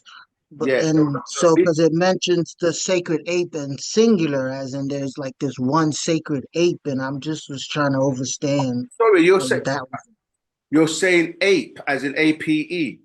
not ape. Yeah, that's what. Yeah, ape, APE in our chant. Number 70. Yeah, sorry. Okay. Tua, I thought you said Tua. ape, not ape. No, it's my American accent. Okay, I got you now. Okay, I'm gonna have, Number 70 in our chant. yeah, I'm trying to. I don't know if there's any other student teachers. Is there any need or anyone who have any information on that? I don't have anything at the moment that's coming. Well, this is Nee. Yeah, go ahead, This is Rob. just, the sacred ape will be the name. Say the name again, brother. Yeah, it's Yeye, Aset, and Nu. Yeye Nadar, one of the sacred eight, overseer. It's number 70 in our chants of the 99 attributes or whatever. It's the number 70. Yeah, it's the one where we go through the 99 names, but I'm trying to. Exactly. I tell you what, Nick, can you look for that and then we'll come back? Yeah, we can come back to that. Thank you, brother, so much. No problem. And tack up there. All right, Terry, Jamal, you got your hand up? Yeah, Rahuba Jamal. Go ahead. My question was about the topic we are looking at. Kofu, if you just hold tight for a second, the brother will get to you after in order. Sure. Yeah, go on, Terry. Yes, I'm saying my question is on the topic of division. Yes. Does it just happen on the physical plane, or it also happens on the spiritual plane or in higher dimensions? Yes, it does happen. This is why when we say that you have to be in tune with your ancestors, it's because your ancestors, because you have like 29 or less personalities within your being, and there are agreeable and disagreeable within that 29 or less. The reason you take, it's meant to be 30, but because you have to subtract yourself being alive, so then it becomes 29. And if anyone else of you, like your mum is alive, you have to subtract another one and so forth to get the personalities that are on the other side. They are disagreeable and divided too. That's why they will influence your being in terms of your decision making and the things you do in the physical. And the point of you binding them or subduing them is so that they don't influence you, because you hear a lot of their noise in terms of the voices you hear in your head. And this is because they're divided. And they're divided and they're stuck, some of them, in these other realms because they weren't able to progress or make it to the higher realms. They're trapped. And so they utilize you to experience the physical world. This is where you get those thoughts. And if you're not aware of them, they will tear you apart. In fact, there's something that you've prompted me to read, which ties into your question. And it's really specifically for females. I mean, it happens with the males too, but for females, because they're the nurturers and they're the ones who, it's like if you get to the female, you can get to the whole family because the female is the natural nurturer, and this ties into the decisions that you make. So let me read something which deals with why your emotions, especially your emotions, are governed by your heart seat, right? So the secret of the inner sun, the solar plexus or your heart seat, the woman holds the key to your genetic future from her genetic past of 4 generations. This is what I'm talking about with the personalities. She has the mitochondrial DNA, your bloodline stories, right? This is why this is from Spina Babylon, when I speak of the present woman and 4 males counterparts, I am also speaking about the past 4 generations of women in her family. And the males, they exchange body fluids with such as his semen, sperm, and testosterone. So the present you as a female have to protect your family line, your mitochondrial DNA. And that means the only male nuclear DNA in your body is from your father at birth. But once you grow to womanhood, the only male testosterone that should flow through your person should be from your father and his past 4 generations. Yet being an XX female, your feminine should dominate your genes. So you have behind your heart gland, the central sun, your heart seat. Plugged into it is the solar plexus, heat of life and emotions of your being. You have 4 chambers to your heart. This is symbolic of your being, feelings, love, emotion, and family, and how you affect the future. If you have one other male in your life as a mate and you digest or consume or absorb his body fluids, only that would replace your father's XY. His Y dominates your father's. It will still be a part of your past, yet this is the making of your future feminine bloodline. So your first chamber of your heart seat is shared with the love of your father and the love of this new XY male, your mate, consort, husband. Solar plexus, male, soulmate. So the inner sun's light is still burning bright, and it's even seen in your eyes and on your face when you look at the man you love, and your physical body reacts to his presence when around you. You're still a whole female deity with full mitochondrial DNA power. If you break up with this first or second man in your life, obviously first father, second mate, and your love life returns to the first, you're changed because you took in your second male's XY's Y, his seed, his semen, sperm, and his male testosterone, his male hormones, and that has to become part of you and your future DNA-wise. And if you meet a third male and become attracted to him and engage in sexual acts with him, and your body takes his XY, male hormones, testosterone, semen, and sperm, then a new war begins in your body.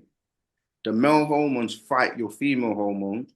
This is why when a male or female decides to try and change genders, they have to take pills and shots of the opposite sex to have physical and mental change. Well, this also happens to you when you, as an XX female, take in many mates, XY, into your body.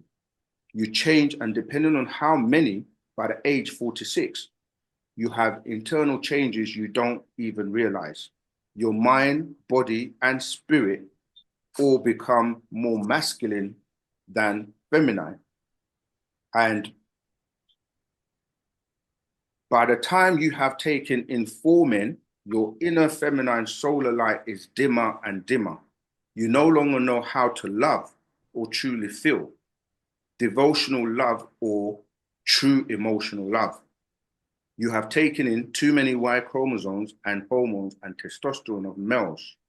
This is why you have to protect and teach your daughters how they affect your family future by her mitochondrial DNA. In the West, the children of the devil, and they taught you to swallow as something good for your skin. They lied to you. Oral sex is from them and does affect your body, just as is said, you are what you eat and drink. One and only one male, your soulmate, that is okay for whatever kinds of sex.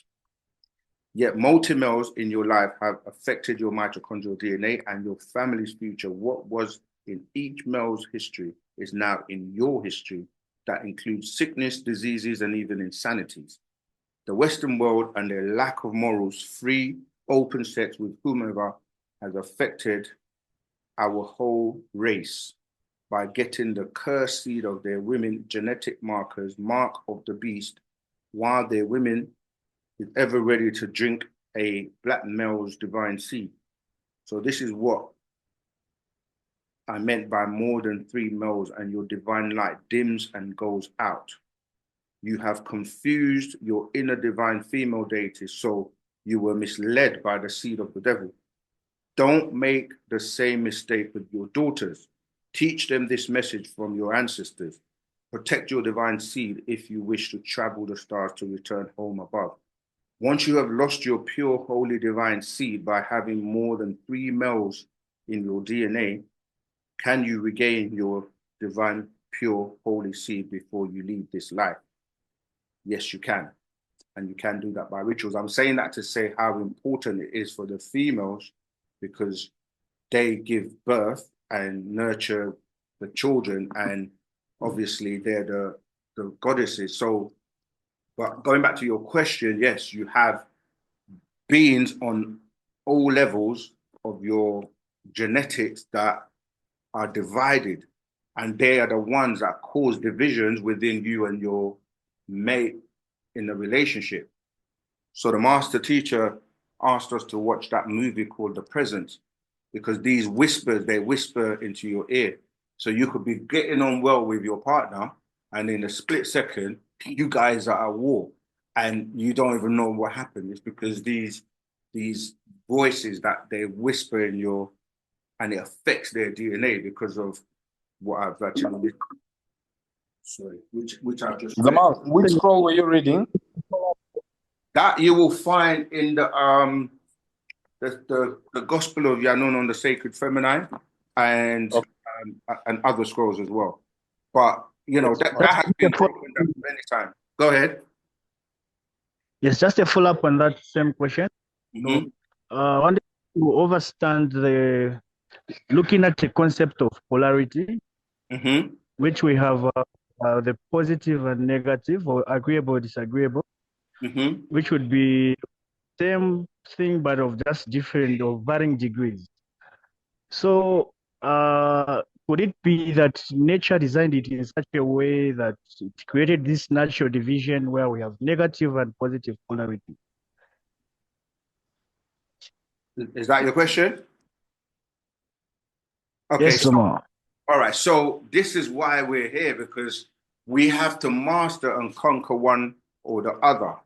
So this is where okay, so you have 180 degrees of, as we say, agreeable, and 180 degrees of disagreeable in terms of the polarity you're talking about physically. And you have to conquer one or the other. So on the planet, people term that good or bad, but you know, we know that good or bad is subjective. So if you're a disagreeable being and you're constantly doing disagreeable things, and we all know what disagreeable things are, then you've got to change that to suppress the disagreeable and become more agreeable. Once you do that, you've now mastered or conquered the disagreeable. So you become agreeable. So instead of being 180 agreeable and 180 degrees disagreeable, you become 360 agreeable.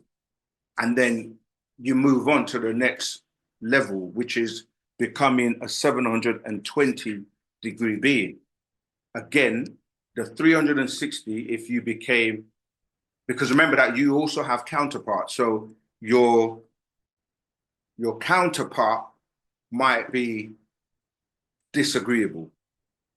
Yeah, so now you have to conquer that counterpart in like by you now conquering that side of you. Do you follow? So you got the 180, you conquer one or the other way. If the disagreeable conquers you, you become a 360 disagreeable.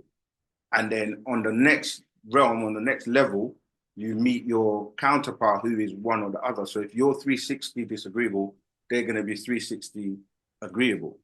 And then the same battle takes place and one wins. So the one that, let's say you are the 360 agreeable and you conquer the 360 disagreeable, you become a 720 agreeable being. And this is where you're raising yourself to the point where you become a 720 degree being. This is why even a master teacher was explaining that when he was chosen, when he was teaching us the Sumerian doctrine, that even though Anu was like, Enki was more agreeable and Enlil was disagreeable, he said that he's not going to choose any of those two. So he chose his grandson, which was Murdoch, because Murdoch had the both natures, but he was converted by him being transformed from a disagreeable to an agreeable. But because he had knowledge of both natures, he knows how to deal with us in terms of us having the 180 agreeable and 180 disagreeable. So you have people that would try to pull wool over his eyes, you know, like he's a being that, you know, with his barothry gland, he can hear all your thoughts. So it's kind of funny when people stand in front of him and lie or try to lie, because it's like you're only lying to yourself, you know. So he said that having your barothry gland it's like both a curse and a blessing at the same time, because if you don't have control over it, imagine you can walk down the road and hear everybody's voices, and you can literally hear and feel the pain and feel the, and some of us can do this on a very small level. So even telepathy, which is one of the highest senses, because in order for us to raise ourselves, these are the gifts we will get. You know, like it sounds nice to be able to speak mind to mind, but then when we're all together, if we were, I see your hand, I'm coming, right? If we were chanting and there was someone in the midst that was thinking disagreeable thoughts, that will affect everyone in that circle.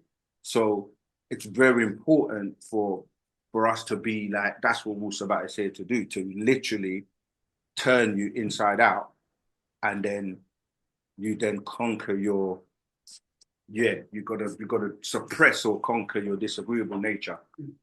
Go ahead, brother. Oh, sorry, before that, the person, Terry, was that it? Does that answer your question? Yes, Zama, thank you so much. Okay, and before... Yes, again, I have a follow-up question on the Terry's one regarding the DNA. There's a few hands up. So can I ask one question? But we also have Yachanan. So Eli has come back on, or Eli, sorry. Okay. Then Yachanan, then Yomi. Okay. Eli, you ready? Yeah. Okay, go ahead. Rahul back. Thank you for all. Tua. Sorry, your line is a little bit bad, but I heard something about YouTube. Go ahead. And I was kind of surprised that I love it. That's why I want to learn. And that's what we right now. I can't hear what you're saying, brother. Let me see if I can. I don't know if it's your line. Can somebody else speak so we can test if it's... I'm back from Fred. Can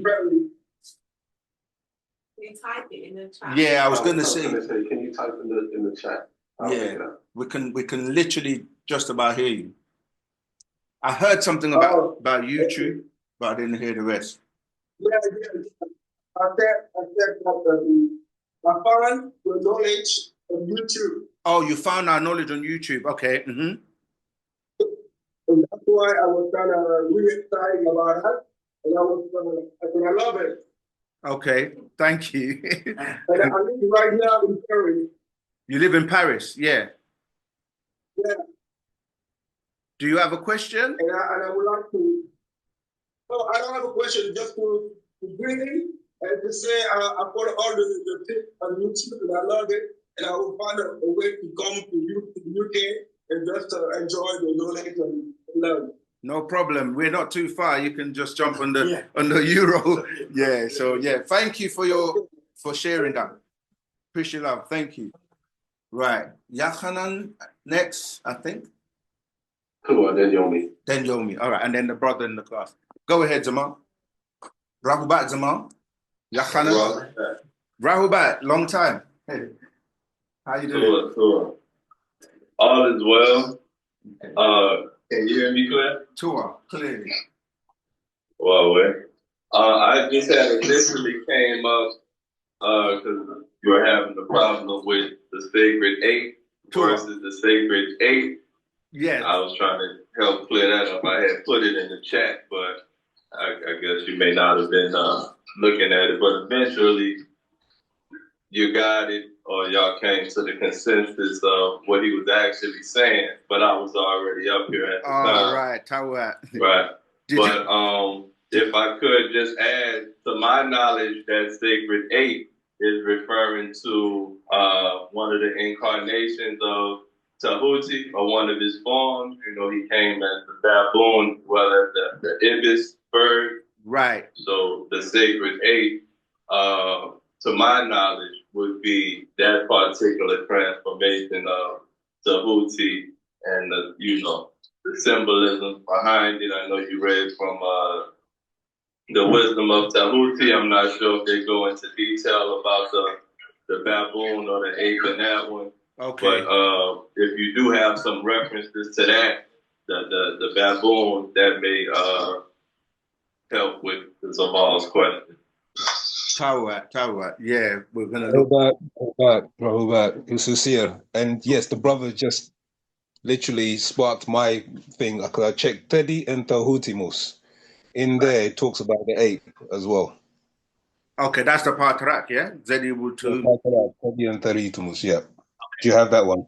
I'm just gonna check. Do you have a page number or anything? Let me just hold on. Looking for it as you do that as well. Okay, continue, and then let me find the page, and I'll interrupt you.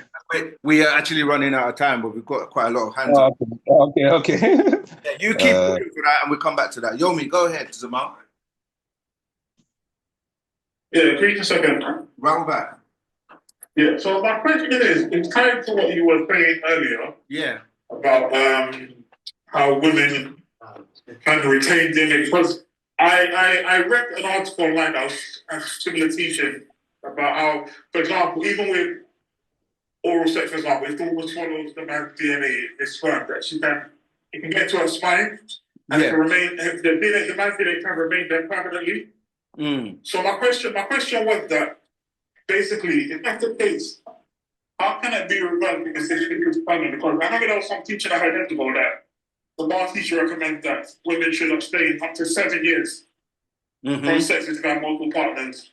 Is that a way of reversing it? Or because I was thinking ideally, when possible, men should seek out virgins to create families with, in order to avoid that situation. What's your very plan upon that? So yeah, the master has, when I read that at the end, he said that can it be reversed? And he said yes, meaning that there are rituals within our culture that will help to do that.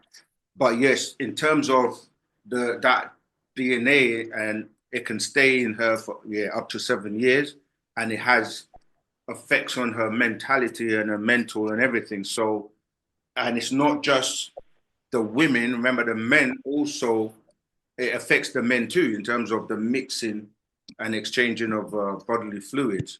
It's just that with men, because we're external beings, everything is outwards, and for the females, it's internal. They take it in. So this is why they have to have, more special kind of rituals. But yeah, the master has explained that can be done. And this is part of the reason why the females need to belong to the orders, the feminine orders, like the sisterhood, the OES, which is where they will learn these things that it's amongst themselves. They're things that they know and they've been taught as the sacred beings. And even like in ancient Egypt, you had the temple of Hathor. This is where they were able to learn about, their bodies and certain things that it's only shared within those orders, which we as men are not privy to. So it's important for the women. In terms of the 7-year things, like because of the woman's biological clock, and time and discipline, is that always going to be realistic? Well, this is why he said, teach your daughters, because it's more about the future. So even the Gospel of Yanun on the sacred feminine, these scrolls are so that we don't repeat and make the same mistakes through our daughters. So yes, although the females that have already or the elders who have already gone through this, it's okay. It can be reversed with rituals and so forth, but at the same time, it's more about the generation that's coming, the younger females, so they don't get into that whole cycle of boyfriends and girlfriends. And by the time because as you say, with the clock, you know, if you've had so many partners by the time you're just literally in your teens or 20s or whatever, then you've kind of like, when you start having these mental issues or in relationships where things don't work out because you don't understand what's going on, you know. So that's why it's important for the parents to know these sciences so that they can actually groom and help their children avoid the same mistakes that the elders made. You follow? Sure. And lastly, with men, if they've had multiple partners, does that dissipate naturally? The DNA thing. No, again, we have to do the same things in terms of, you know, cleansing. That's why the master always stipulates and constantly says you got to clean yourself inside and out. And that's not just dealing with the physical as well. It's dealing with the mind. It's dealing with your spiritual practices, a lot of things. So we also have to clean ourselves inside out. It's just as I said that. For men to do that. Well, I just said it, like you have to clean yourself inside out with the things we talk about. But as we say, because women are internal beings, it stays within them for longer. And, you know, men have to abstain from multiple partners too, because remember that if you go in onto a woman and you have multiple partners, then all those personalities you're now taking and putting into her. So it's you've got to also you're responsible, and so you have to make sure that, you know, you're cleansing as well. And all these things take time in terms of abstaining and certain ritual. Yeah. Okay. Thank you, second. You're welcome. Right. We have Stephen. No, we have the brother first. Okay. Got you. So I've got that page for you. Imagine that. I've just got handed it as well. But you can go ahead. It's all right. Go on. It's page 14, verse 169. You can read from there or even before then as well. Yeah. Okay. All right. Okay, so I'm going to read from verse 9 or what 169 did you say? I mean, unless it's a different copy, but I've got 169 on mine. All right, let me just double check because I've got one here as well. Let me see. That's actually important what you just said, because sometimes there are mistakes. Yeah, it's the same. All right, I'm going to read from 169 where it says, all the rulers with the holy bloodline were serpent rulers of the Tahuti, called the serpent in the Bible of Genesis 3:1. Verse 170, the symbol of the cobra on the namuz, the headdress, and holding the two staffs, or the rod and the staff, are symbols that you ruled the ape, monkey man, Homo simian, mixed with Homo canine, Homo porcine, or pigman. 171, the symbol of Rabbah, baboon, the same Rab in Hebrew meaning master, and Rab in Arabic also meaning master or Lord, sustainer. So each held the symbol of the two staffs, Ha-Hakat, the crook, the scepter, Exodus 4:2, Ha-Wasas, the flagel, flail, Ha-Hu, the flail, Ha-Ka-Ah, the staff. Where do you want to stop, Zamal? So that's fine there, Zamal, because what the brother mentioned regarding the ape, that's why we had the symbol was that we ruled the ape man. So that's why that. I get it now. Yeah, all right. So, is the brother still online? Did he hear that? What's the name of that scroll? This is Patriarchal Zedi Wu-Sabat. Oh, okay. Thank you so much. Thank you. But it kind of now sparked something in my mind as well, where we're dealing with, you know, I don't know if you used to watch. There was a show on TV called Monkey. Yeah, monkey. That's Yeah, it was monkey. innit? Monkey magic. Monkey magic. That's Yeah, it. Yeah, that ties into all of that as well Yeah, because yeah.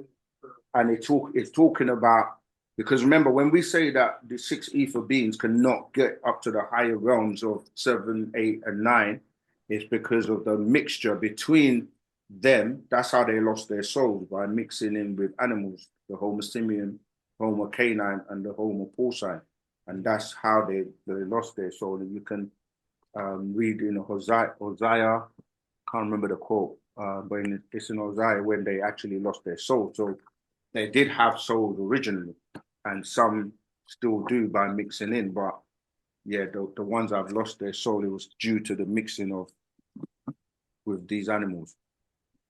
All right, Stephen, you've still got your hand up. Go ahead. Yeah, greetings. Greetings.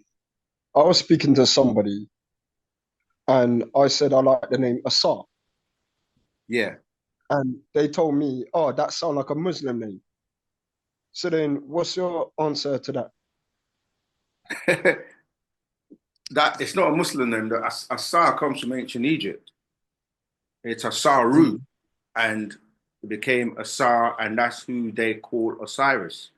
Became Osiris in Greek, dealing with the royal family. So you have Osiris, Isis, and Horus, but those really come from the ancient Egyptian name of Asaru, yeah, or really, and then in Sumeria they would use terms like Osir, yeah, and that then became your Damuzi with the son Tammuz and the mother Ishtar. So the origins are from ancient Egypt, or what they call ancient Egypt, or Tamaray. So they can say it sounds like that, but Islam's only 1400 years old. So how can things come from, Islam, which is the youngest of all of the religions, when these, these people existed way, way, way before they predate religion? So when you say, what do I think of it? We don't really deal with our opinions, it's the facts. They've actually found and dug up these ancient ancestors of ours, taken their DNA and everything. So yeah, the master teacher is, again, that being that's representing Asar. Does that answer your question? Yeah, thank you. All right. Let me look for the chat because there are quite a few. Right. Yeah, go ahead, Zaman. Yeah, so we have a question in the chat, then we have Anuki and Aliyah Sky. Sure. I'll read out the question in the chat. It's from Alisa. Mm-hmm. She wants to know if you can explain the difference between animism and pantheism. Okay. Right. So pantheism is them dealing with, they're trying to make you worship one, or, like religion comes from our way of life, our culture, where we had respect for nature, our ancestors, and we recognize the power of nature, and we basically gave reverence to nature. So if we have to use a term to say what was our religion, even though we don't use the word religion, because religion really comes from relying on the jinns or the allegiance that you're giving to these disagreeable 6 ether forces and extraterrestrials. So as animists, we didn't carry out any like blood sacrifices. We respected nature, as in we used to raise our hands to the sun because we recognized that the sun was responsible for life, and that the sun was responsible for us to grow crops and have food and things like that. We recognize the air, we recognize water, we recognize the elements, basically. So animism is dealing with that connection to nature and recognizing we are a part of nature and we come from nature and we return back to nature. And in religion, seeing how we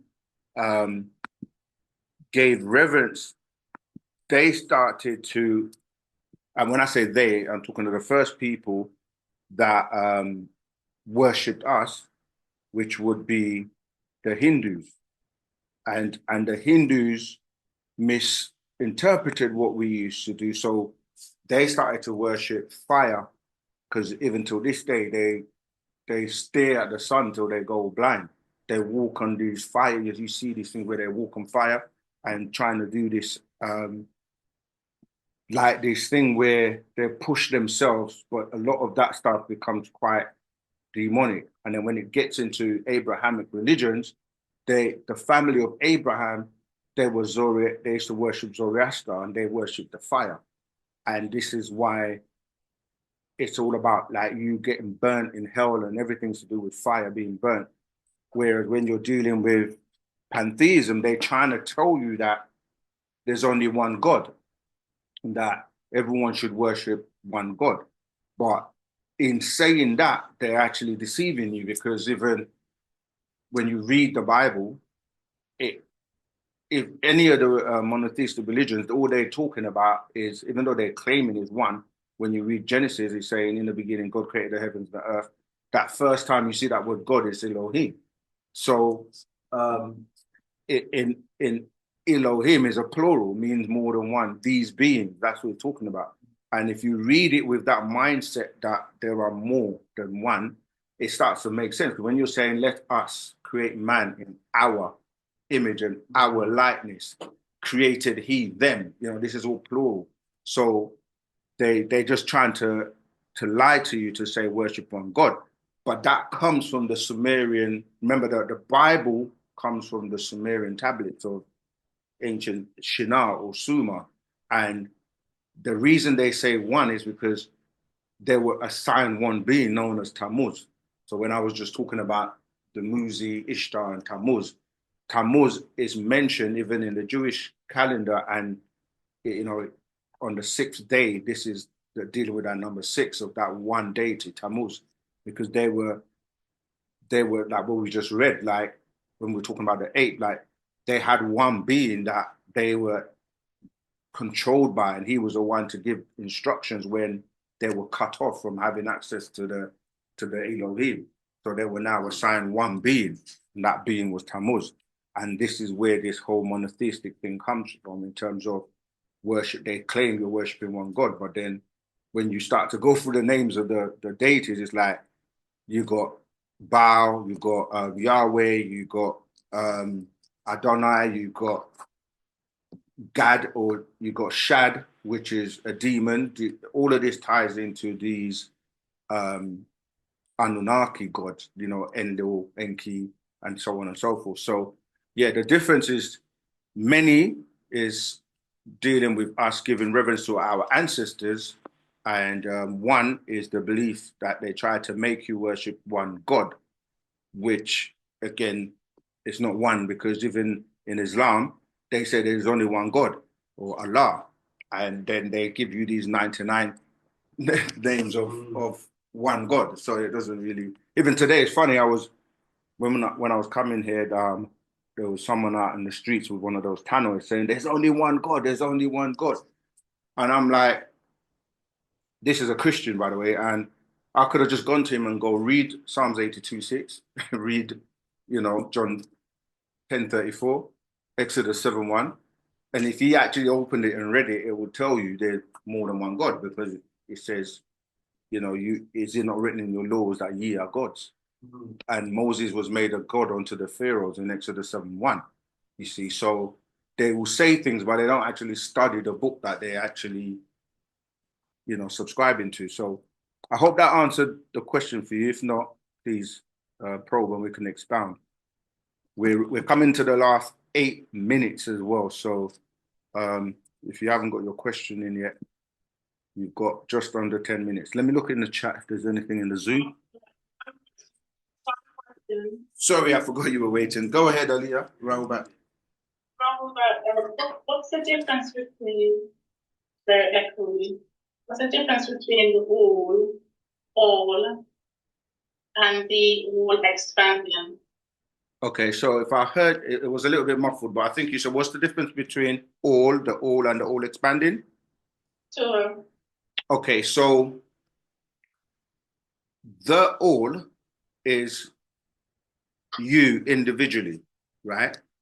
And we say that's you in one universe. So You to yourself is a universe, because without you, nothing around you exists. So you started off in the center as, let's say, a sperm, and then you're growing outward. So you came out as a baby, and now you're expanding and growing. That's one universe. That's you, the all.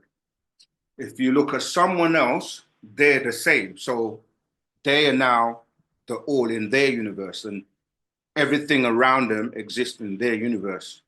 When two of you are together, you're now a dual verse, right? So you can have multiple the alls who are now within all. And so let me keep going. So you got one is universe, two dual verse, three is triverse, four you can go quadverse, and then you get to a point where you say each individual person as the all gets to a point where it's too many to count. So you say multiverse. So now they're multiverse. But then the multiverse is meaning if you start to go, there's so many people on the planet. At the moment, we say 8 billion people. But it could get to a point where you couldn't count it. So that will then be, we say omniverse, meaning that it's beyond your ability to count. So collectively, everyone is expanding. So you as a universe, you're constantly expanding. The other person as a universe is constantly expanding. The two of you together are expanding as the dual verses, the three dual triverses, multiverses. All of that in the omniverse is all expanding. So when we say the all in all is what becomes the all expanding. Yeah, so you are the all in all, because all of you collectively are all. And then all of you are expanding, because everyone is expanding. So that becomes the all expanding. Does it make sense? So it makes sense because I was saying like what is it that's expanding? What's the process of the expanding? What would be all expanding? That's what I'm saying. You didn't start off the size you are. So you started off as a sperm or a like, you know, a sperm looks like a tadpole.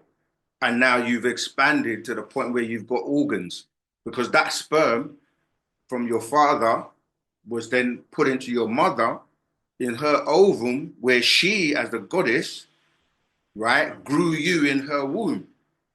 And then to a point where you expanded from that sperm to then having limbs, where you got a heart, the neuromelanin, everything that forms the different organs, because you came from a state that was pure ether energy, or as an Ethereum, pure ether energy. This is what ties to what the brother was saying about when a male ejaculates, what happens is that sperm travels up what you're calling the Kundalini, goes to the crown chakra where it's ignited with that etheric energy, and that energy comes down and then sparks that sperm to go into the ovum, to the woman, and then she now grows that Ethereal being. That what happens is that pure energy being starts to attract the bacteria by the way that she's breathing. When she's breathing dust particles into her body, which form around that pure energy being.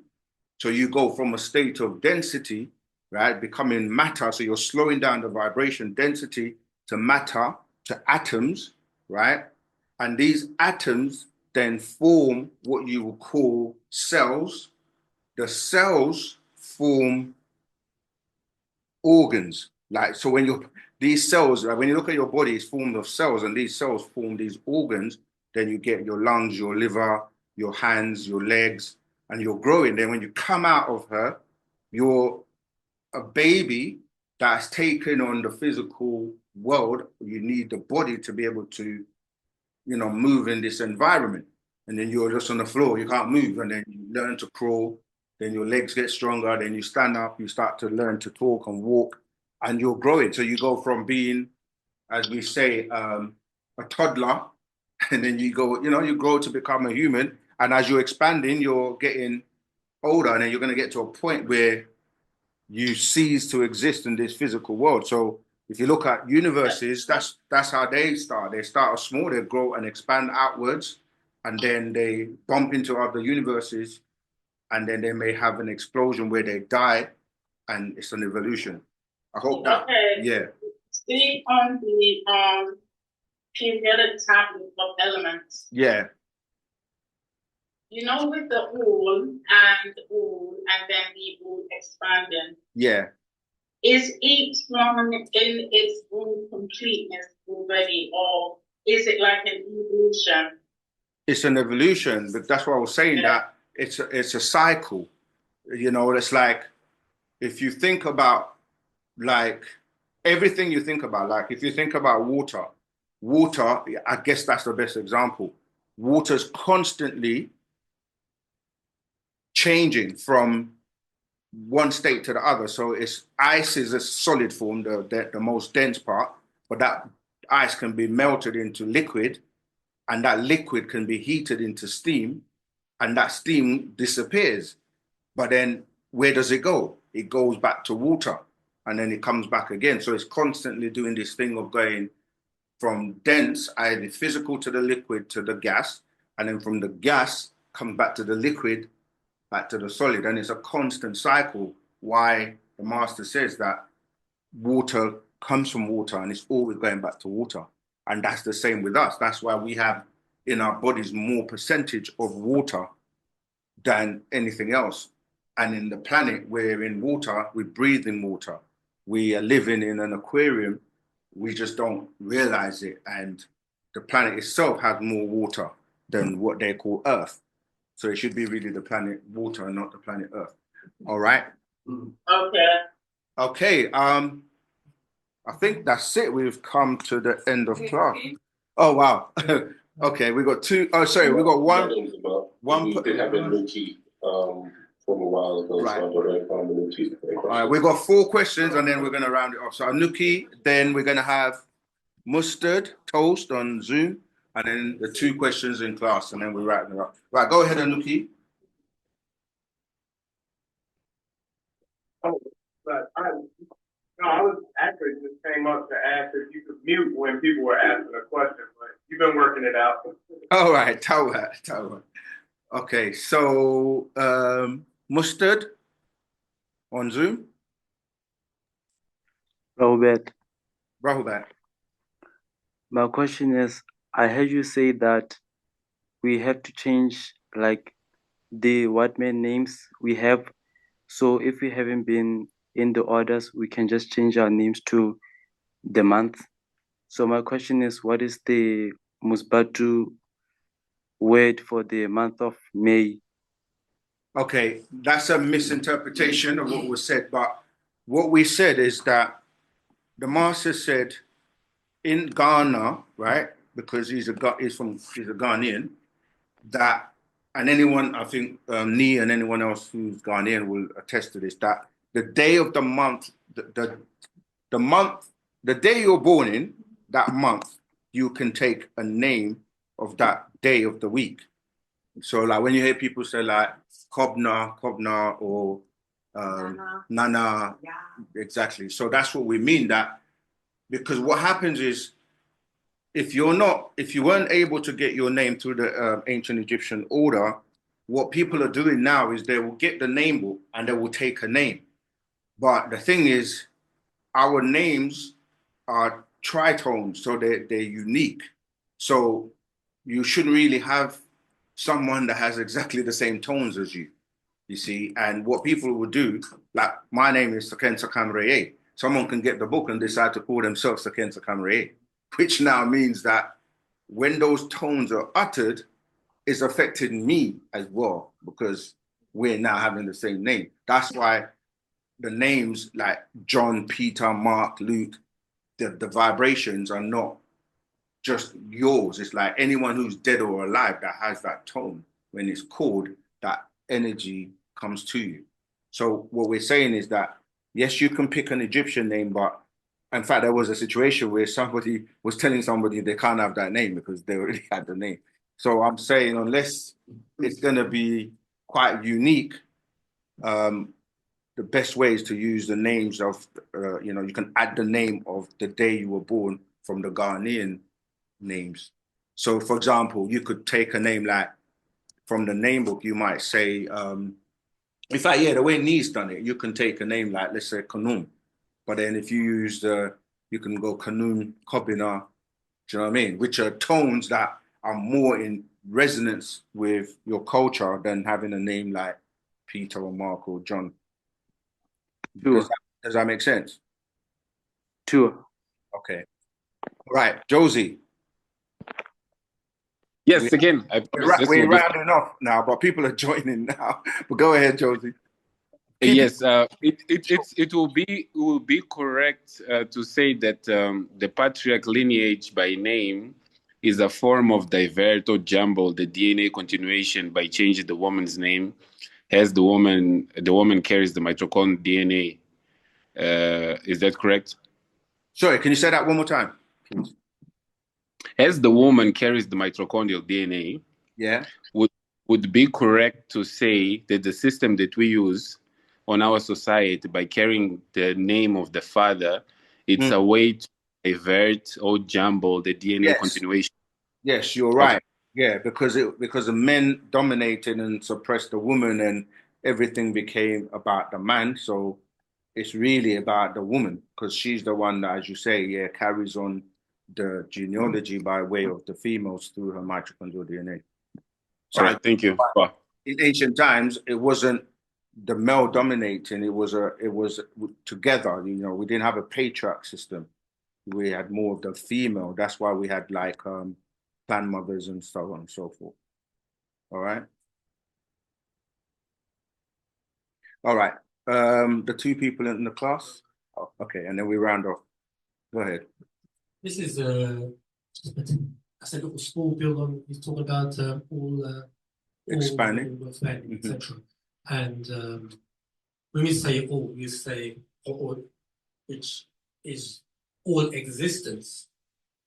When we say all existence, we actually say a state of pre-existence. In the Black Book, the master puts he says how I think it said Panosaru created a state of nothingness to put something in. That means then that there was a state of existence, or we should be correctly referred to as pre-existence, that created a state of existence, the etheric realms, to put something in.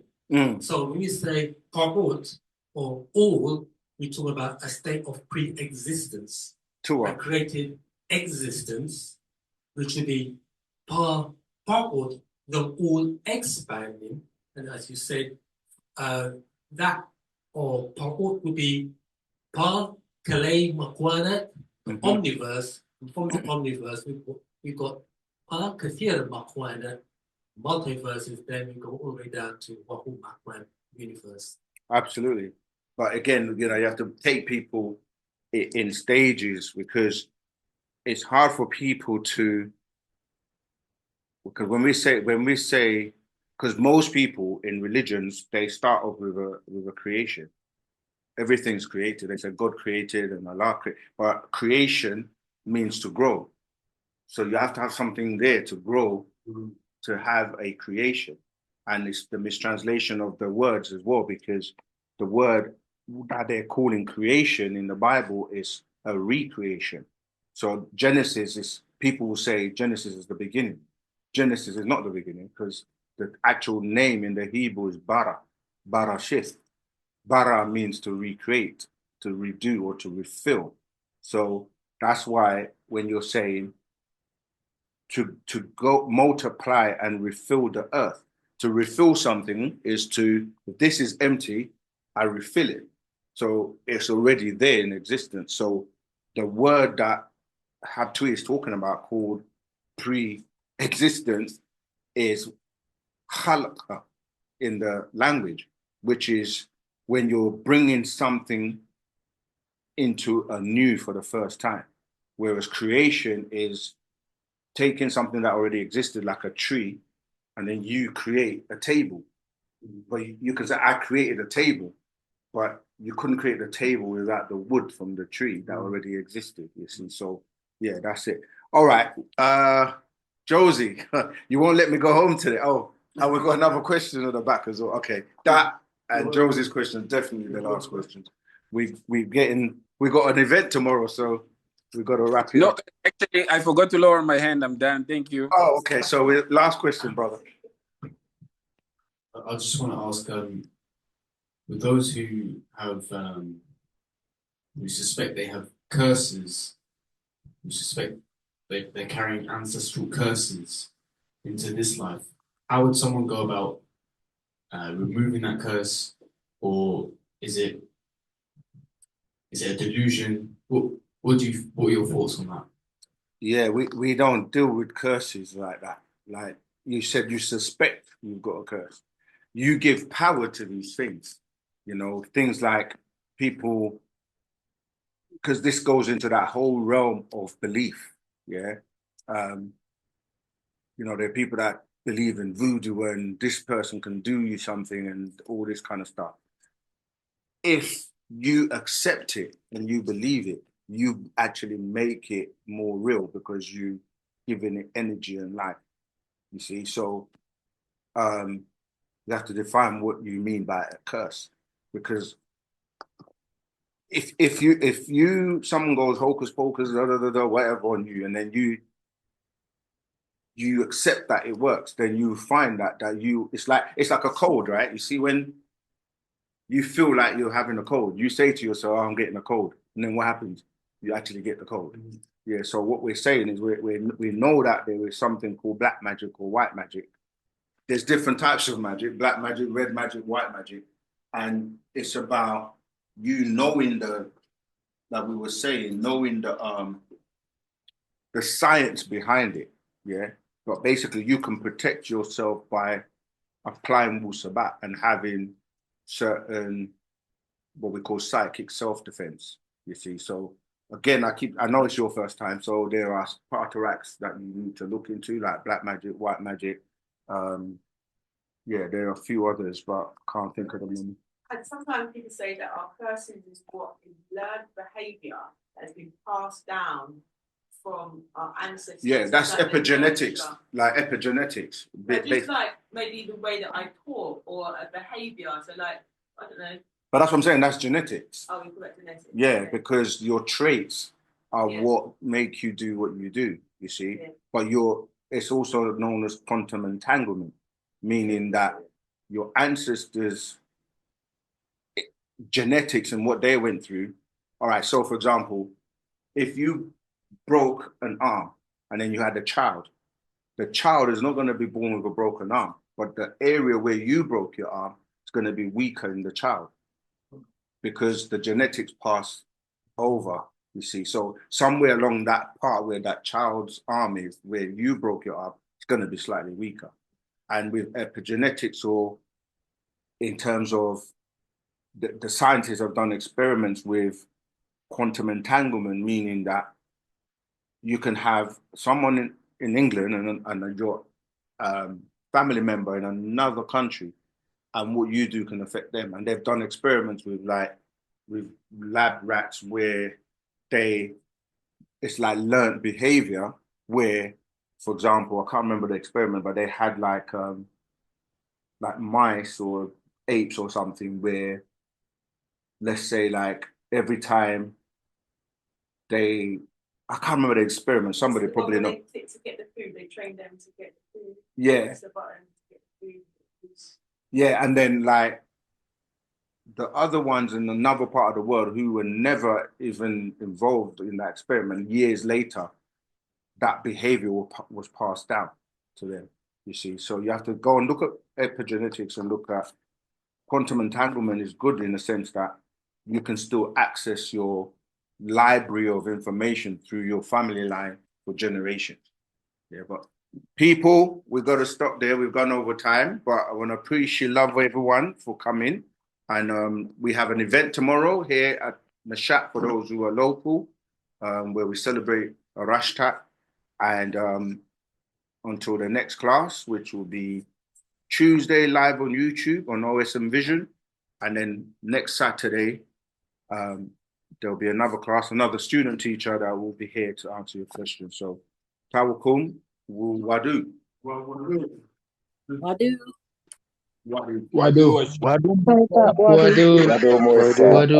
Wadu. Red Wu-Sabat, far and wide, each one teach one. Wadu. My brother. Free the master teacher.